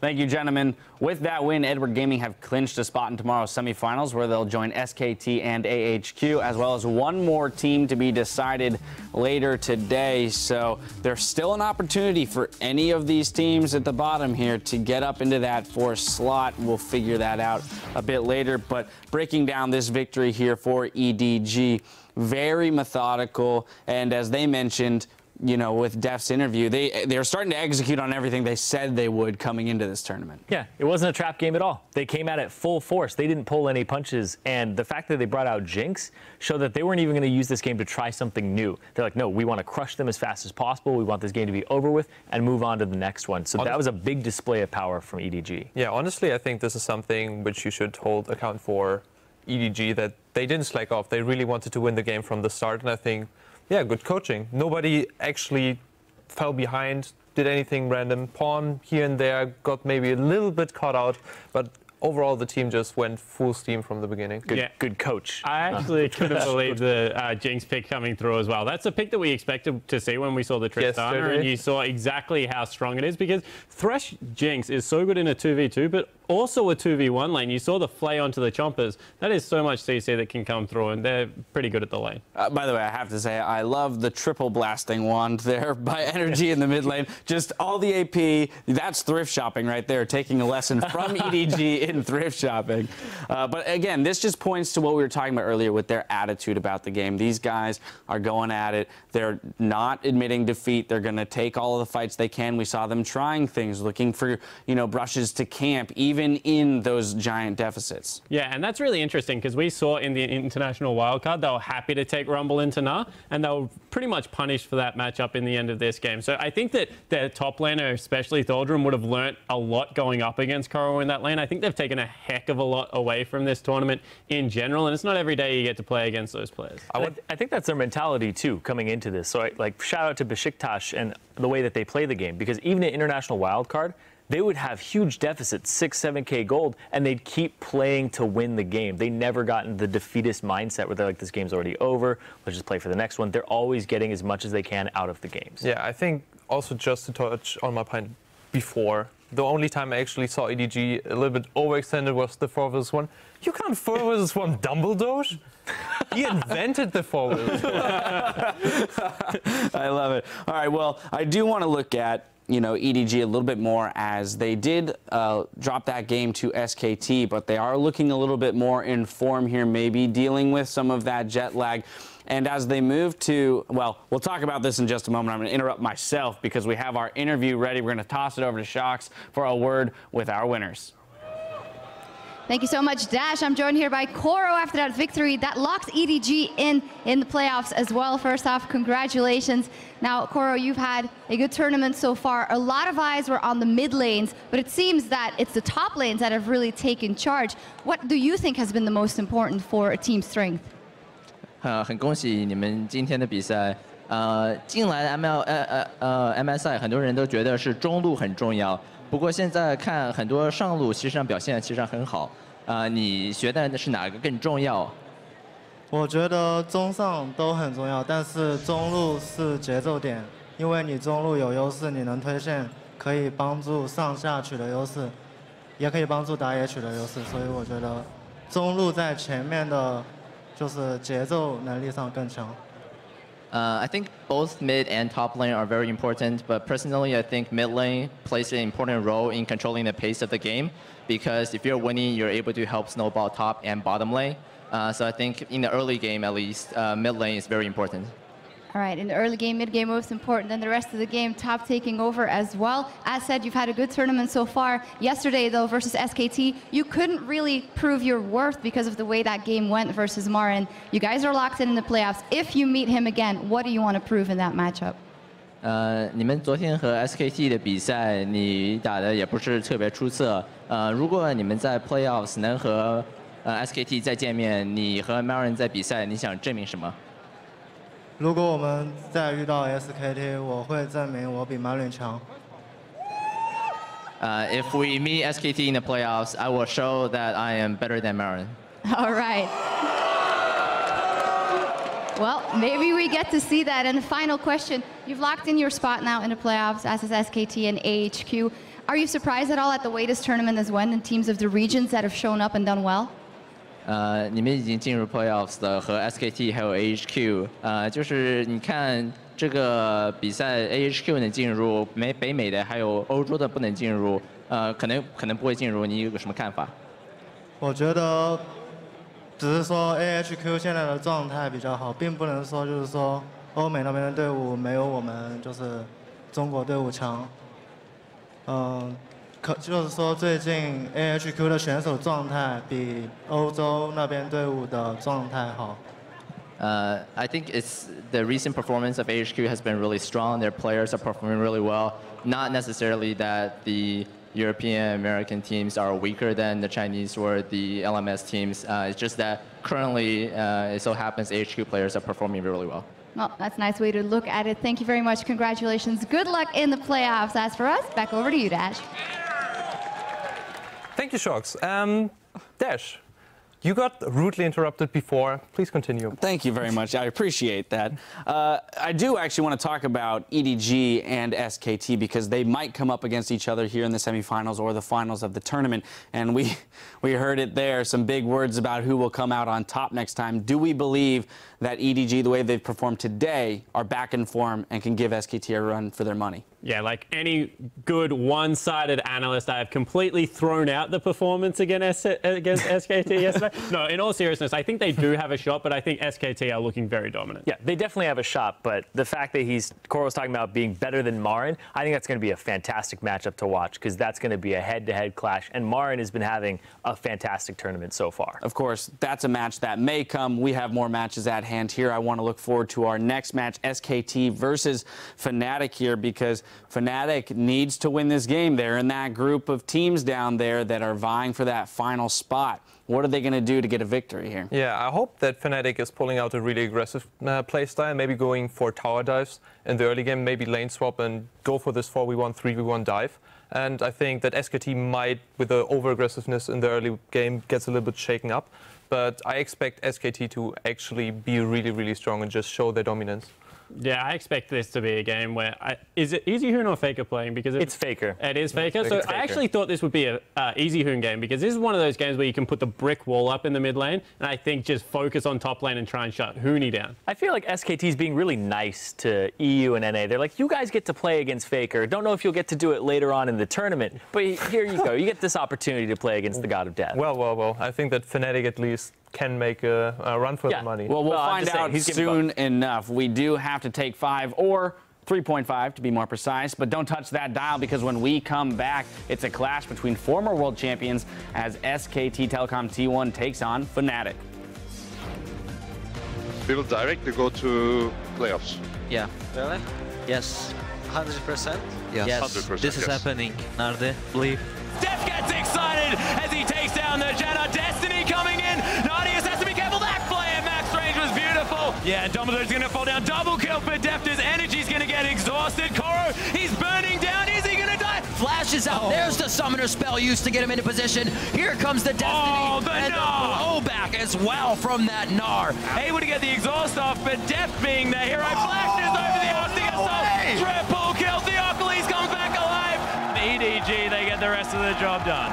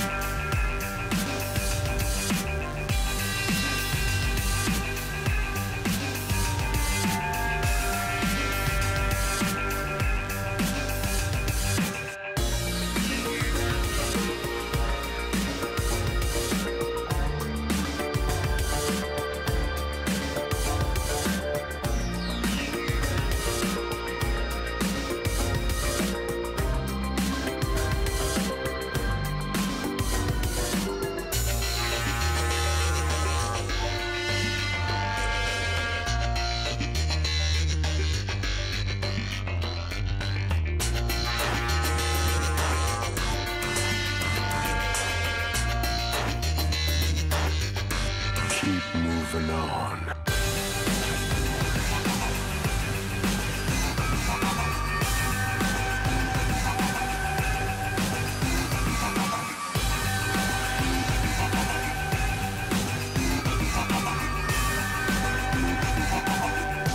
Keep moving on.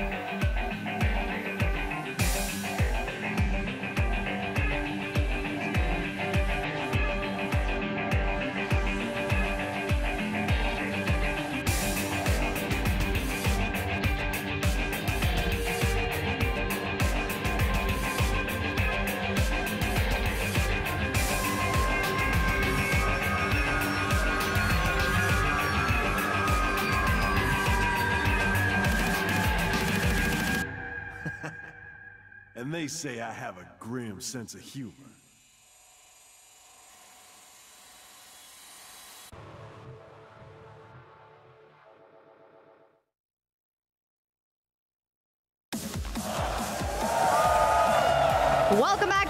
Tallahassee, Florida, where we're just moments away from our next game between SK Telecom and Fnatic, as I'm joined here by Deficio and Quickshot to preview that one. Now, this means if Fnatic manages to beat out SKT, they clinch their spot in the playoffs because they do own the head-to-head versus TSM.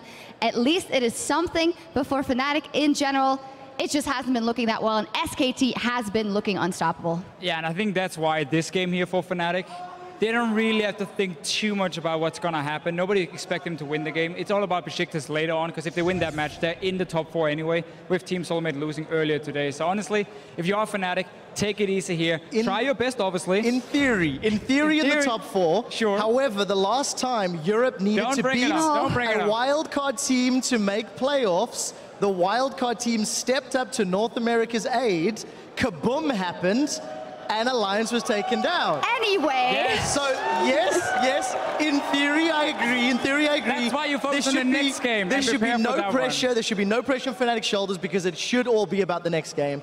But we need to see it. This is still SKT. This is still Faker they're playing against. It's a tough match. Exactly. And as said, SK Telecom, you know, reminiscent of their old form, they are looking very unstoppable, and a lot of roles just you have to shut down. Yeah, definitely. Number 1, don't give Bengi Rek'Sai. Stop it. Like, we've learned that already. Number 2, Marin is a monster. We were looking at some of the stats. He's got a 750 gold lead average at the 10-minute mark across the games that he's already played. There is nobody that's been able to stand toe-to-toe with him. But one thing that I do like is Marin, along with Huni, on their respective teams, is actually dealing the highest percentage of their team's damage in total as well. So it's nice to see these sort of carry, damage-dealing champions back in the meta and back in shining, because I got a bit tired of the Sion Maokais that we were seeing in Europe a lot. And this really is one of the problems for Fnatic in this matchup. Normally back in the ULCS, Huni would honestly be a level above most of the top laners, and he could be the big carry. Marin will stand toe-to-toe for sure in this matchup. Then it's about the bottom side of the map, and that's why they've struggled so much already from Fnatic's side. So in order to beat SK Telecom, if you cannot win any of the lanes, then you have to look at a jungle matchup. Bengi's been on fire. I'm not sure where Fnatic has the advantage, and that's why I think this match is nearly impossible for them. Yeah, a very interesting point. Also bringing up Huni. Huni is also a lot of the times the catalyst when Fnatic wants to go in. It's Yellowstar and him. Huni just teleports, and they try and force fights even though they are at the disadvantage.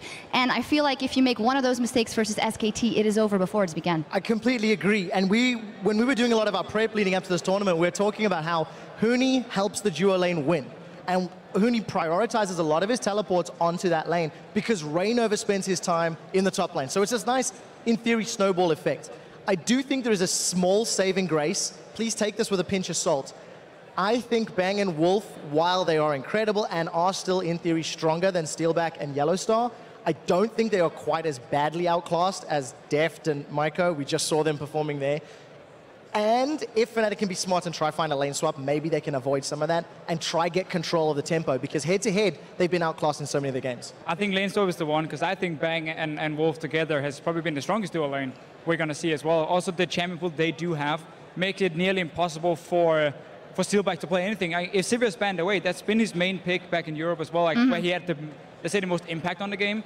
That's not going to happen for him. So we're going to have to see great teleports coming in from Huni. We're going to have to see Reynova put focus on that lane as well if they want to make sure Steelback and Yellowstar wins it, because Steelback so far, honestly, his performance overall, it's been terrible. He is like behind 30 CS at 10 minutes. He has a KD under 1 if you look at the last few games he's played. So Fnatic needs to find a way to make sure he survives the laning phase. I think lane swapping is what you have to do. Put him in a lane swap. Don't put him in the 2v2 lane. And just try and draw out the early game a little bit and then start making plays in the mid game with some teleports and hope you can surprise SK Telecom. Hope you can surprise must be what they are banking on here. We will see now as we head up to the caster's booth for a look at the teams. We'll hear on how the spread of the Korean talent around the world is changing the game for even the most historically dominant teams.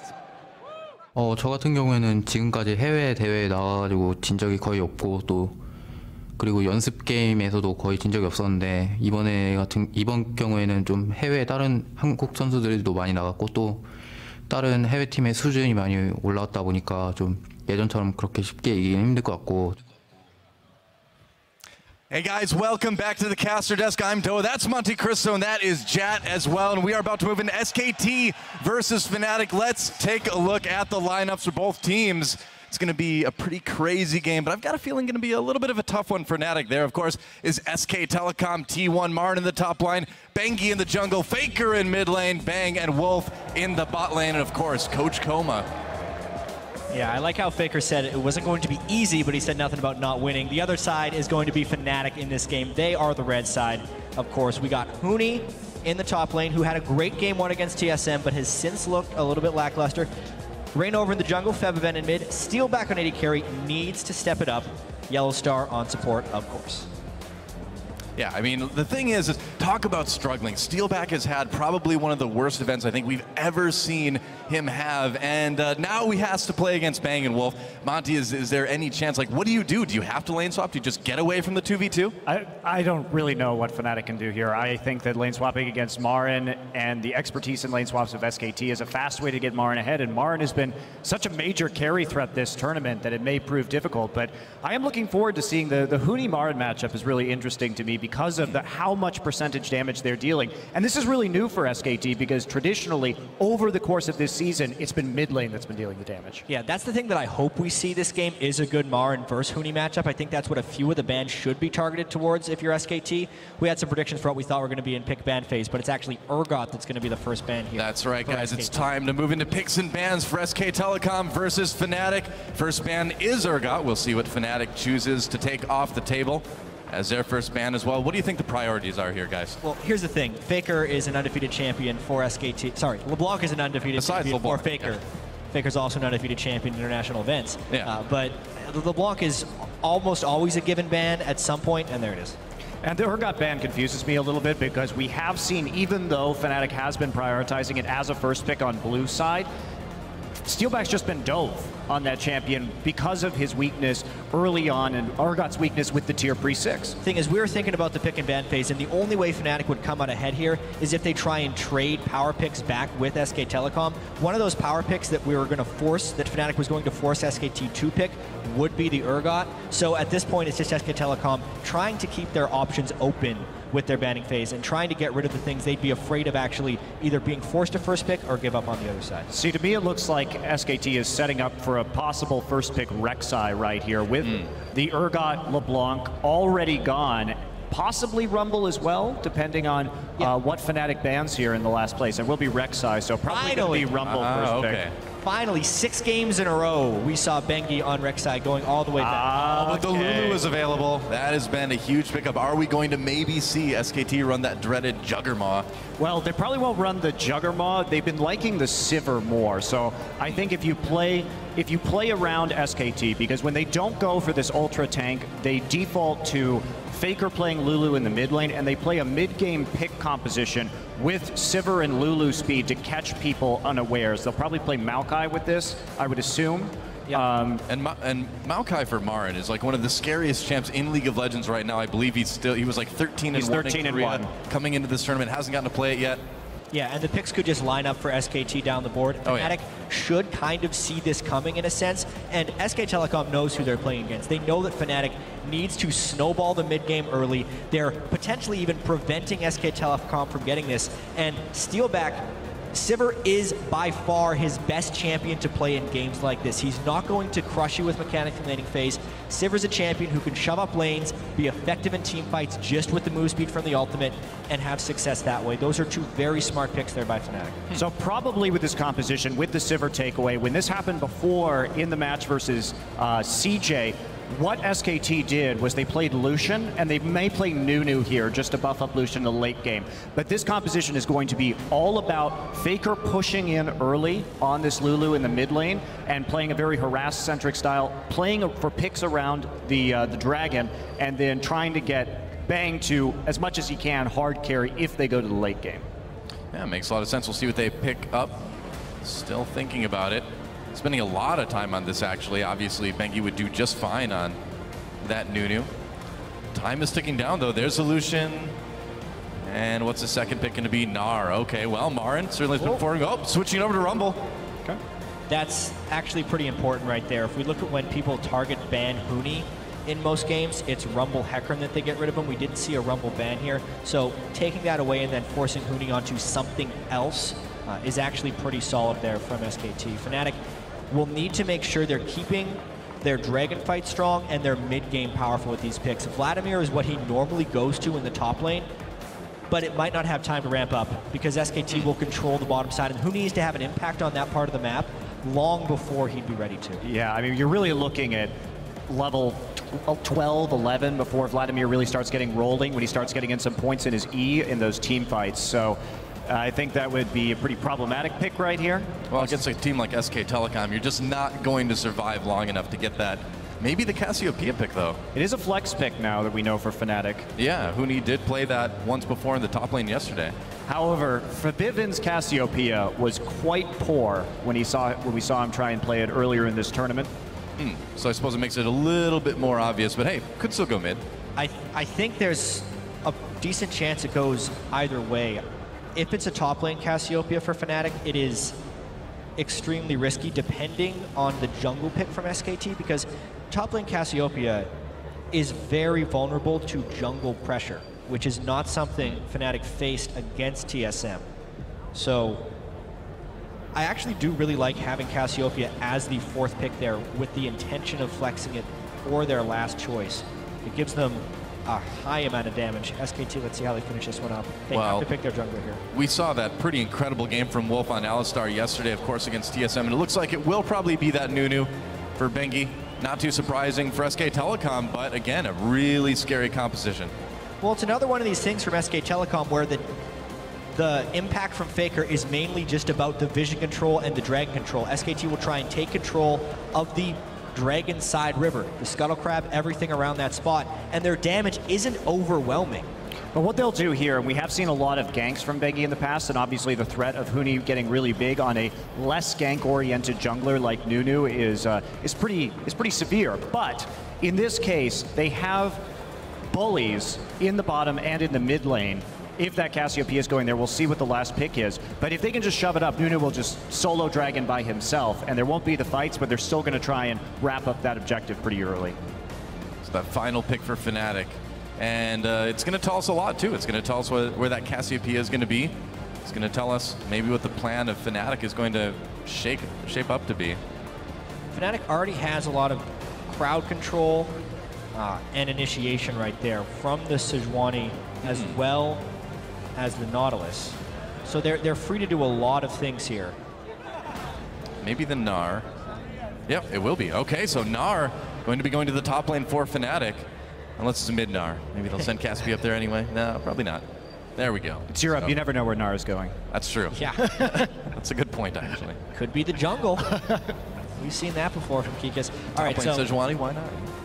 Yeah, looking at this, it's actually it's going to be an extremely mid-game focused game overall. And Fnatic has been losing these games before the mid-game. If they don't lose within the first 5 minutes, then we're going to start seeing some dragon fights for this one, because that's Fnatic's option here. Huni, I wonder if he's going to go early home guard boots or something to try and keep up with the dragon fighting here. Yeah, the scaling, though, for Fnatic is pretty darn good in this situation. Yep. But the last time SKT played a composition with mid Lulu, when we saw them go up against CJ, Bang had that standout game on Lucian to actually pretty much hard carry them through, even against a very good late game composition from CJ.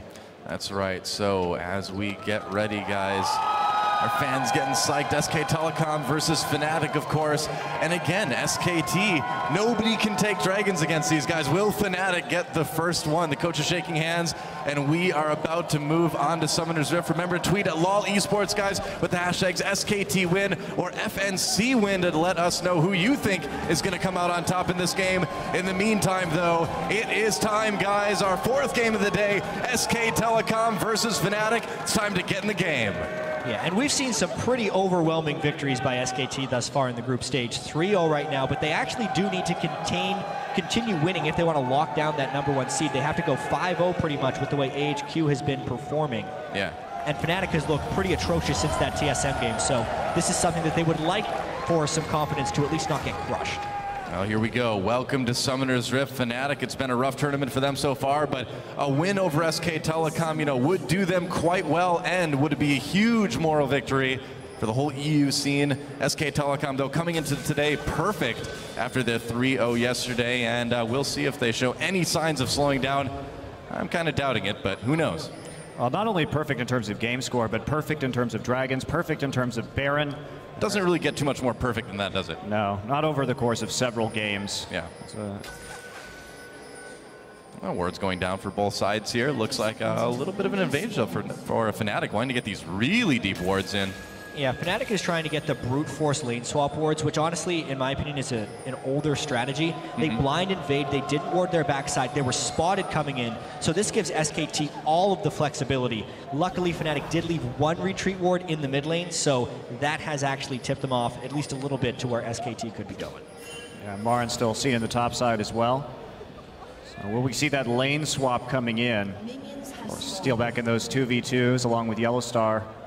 It's been a little bit shaky so far this tournament. It's been a bit tough. Yeah, at least at this point in the lane swap, because they did get spotted by the Rumble in particular coming in, they know at least the starting position of the Rumble. So if SKT wanted to put their bottom lane anywhere but bottom, Fnatic would know about it. There's just no logical reason at this point for SKT to do that because they do want their bottom lane and their strength down this way. All right, so we'll be Gromp start over here for Steelback and Yellowstar, getting that experience. Meanwhile, SKT running the same start that we saw them run against TSM, starting at that red buff with the leash and then walking into lane. Yeah, and when they did that against TSM, it allowed Bengi to quickly rush level 3 and run top lane for a gank because Darius was playing extremely aggressively. Huni is also known for extreme aggression early on in the game, but it's a much different change up here where they're actually going for some counter dribbling. Yeah, very interesting. Switching it over to the blue buff instead. So going buff to buff right there, considering that he does have that timer, considering... Ooh, a lot of action early on in this bot lane. Yellowstar taking a ton of damage. Well, they do get that little bit quicker level 2, though. They're still positioning here. Wolf and Bang finally hitting level 2 there as well. Nice trade, though, onto Bang. I can't believe that SKT actually hit level 2 at the same time that Fnatic did. They were able to push the minions so quickly. How did Fnatic not clear those minions faster with the Gromp experience advantage is beyond me. But SKT gets out of that lane with an edge, burning the flash off of Nautilus. Yeah, Yellowstar having to flash to get out of that one already. A rough 2v2 for Fnatic. So Rainover is looking for a gank right here. He's thinking that Bengi's coming top side when Bengi's just counter jungling right now. So he's completely changed his tactic up from the last game. He's waiting for Bengi at the moment. Not going to find him there. If this gank is not successful for Rainover, he is worlds behind the jungle matchup. He's going to try it out. Coming in, there's a flash for the knockup. Marin flashes in response and will get away pretty easily. And now that does set Rainover pretty far behind. Yeah, because his entire blue side of the jungle has been countered. The Scuttle Crab control is over to Bengi, and unless someone on Fnatic can see that this has happened, remember there's no knowledge for Rainover. Rainover needs to take a chance here, and it would have to be a blind invade in the blue buff to catch up, but he is still just roaming around the river, and this is SKT's game. Yeah, and this is what we were talking about earlier. We've had a lot of conversations. What happens if Bengi doesn't get this Rex side? Because he's been playing to the lanes, playing to the gank so hard. And one thing about Bengi is his playstyle alters drastically when he plays this Nunu. Right. And you could see entirely different strategy, same camp start, but very, very different outcome than TSM. And it's completely fooled Rainover. Yeah, look at that. At 4 minutes, a little past, the first Dragon is going to go to SK Telecom. And again, still perfect in Dragons. Bengi doing his best Tom impression, going in and taking that one early. And that's exactly right. They have the bot pressure, they have the mid pressure, straight into the Dragon. They're going to be able to give Faker this first blue buff on their side. I'm sure that's probably where Bengi's going to head off to next once he recalls, something that SK Telecom likes to do. Everybody likes to recall Monte Cristo. You can go back and buy items when you do that. It's a great idea. Yeah. I mean, the fact that Fnatic started this game with Gromp, whereas SKT gave an enhanced pull to their jungler and is still getting more than doubled in CS, that's is pretty indicative of why Fnatic is outclassed in this matchup. They cannot lane 2v2 against Bang and Wolf, and even when they did lane 2v2, they completely forfeited that entire side of their jungle. Bengi invaded it, counter-jungled pretty much everything, left a small Wolf, so Rainover's still denying an experience. Yeah. And it might just go from bad to worse here. And honestly, Rainover right there could have checked the blue buff just to make sure that's what was going on, because he had no indication of where Bengi was. Could have poked into the jungle, went for the crab instead. Now Bengi Well, snowball fights in the jungle. Rainover going to chase Bengi back as Huni comes down. He's going to be Meganar right away. Misses that Q though. Marin backing away, getting a bit of positioning. There's a knock up onto Bengi. Rainover still chasing. Fnatic getting a little bit low together though. But this 2v2 could go either way. SKT doesn't feel confident enough. They're backing off right now. Marin turns around for a parting shot onto Huni. Meanwhile, Fnatic ate a lot of damage from the overheated flame-spitting rumble from Marin right there. Yeah. Even without his flash, he was able to posture enough threat to prevent the chase through from Fnatic. And really nice gank avoidance there by Marin. Yeah, Huni also missing skill shots. Doesn't help. That's pretty important. Yeah, well, Bengi's just going to start that blue buff. We'll see if Faker comes by to grab that one. Doesn't look like he really has the opportunity now. We'll see if he heads up. Looks like Bengi might just take this one. He's a hungry Yeti. He's going to wait. Nope, waiting. No, he got it. Too slow. For his consume, he will wait. Sorry, Faker. Bengi waits for no man. Not even Faker. Meanwhile, Faker has plenty of mana anyway. Still doing just fine in that mid lane. And why not do a bit more counter jungling? Get another ward or two down. So one unfortunate thing in this game for Fnatic is because Rainover was counter jungled early by Nunu. Normally, even though Nunu and Sejuani are both tank junglers, Sejuani at least has a bit better ganking presence early. Nunu doesn't obviously have the move block in order to do so. And with Faker pushed up so heavily, he would be a prime target for Rainover gank, but he hasn't been able to do so. Huni coming in. He's trying to do There's it. Meganar. There's the ult. Faker will go ahead and try to survive here. Is he going to be able to do it getting really low? No. First blood goes over to Febvin in the mid lane. Nice gank onto Faker. That's been one of Faker's faults this tournament. We saw it against Besiktas as well, where he plays very aggressively, has missed some of these roams, not only the lane swap, but a very clever mid lane or roam by the top laner Huni, and Marin not really calling that one out. It's actually the second time Huni's roamed down there. Because of the early gank from Rainover, burning the flash has given Huni some freedom to do so. And Monty, this time it was just one person coming for Faker, not the whole team. So yeah. Fnatic doesn't actually lose that much from this. No. As far as the first 8 minutes of a Fnatic game, since the TSM match against AHQ or against EDG, this is the best Fnatic has been off. Sure enough. I mean, the thing is we're actually starting to see Faker give up a lot of first bloods in the mid lane late. We saw a little bit in Korea too, but it hasn't really slowed them down too much. Either way, it's going to give Febvin a nice little boost here in lane. Just picking up a lot of MR so far. Oh, Bengi coming in from behind him though. Faker with that Whimsy, they're going to slow him down a little bit with the snowball as well. Febvin turns, and I don't think they're going to do quite enough damage there. Even Faker with that Ignite. It's like he doesn't know he can change summoner spells away. It's like it always has to be Ignite Flash no matter what. Lulu, Ignite Flash. Well, coming into this one too, in that gank, Faker decided not to use either of his summoners, pretty much just saying he was dead, and then they got a summoner in response. So it's going to be about whether SK Telecom can actually follow up on the summoners that they've managed to get out of Febvin, because kill pressure definitely over to Faker right now. The chance that they're going to have to follow up will obviously be this Dragon number 2. They got it so early on. Fnatic only has a rough idea of when it will have gone down, and they will not have the Cassiopeia flash in these difficult corridors. With both top laners thinking of coming in right here, having your summoner spells for that Dragon fight is arguably more important than making a gank more difficult, because Faker was probably dead either way in that mid lane. And Febvin had to flash for his life because he could actually escape the gank. But now SKT can try and use that in the Dragon number 2 fight. Totally true. It is going to be really nice to have that flash and Ignite for this next Dragon. That's up in about a minute. Looks like Febvin. He took the blue. Rainover. Oh, well, that's a little bit of a problem. And that's very important because they could have had blue buff advantage right there. Yeah. SKT's blue coming up a little bit later. And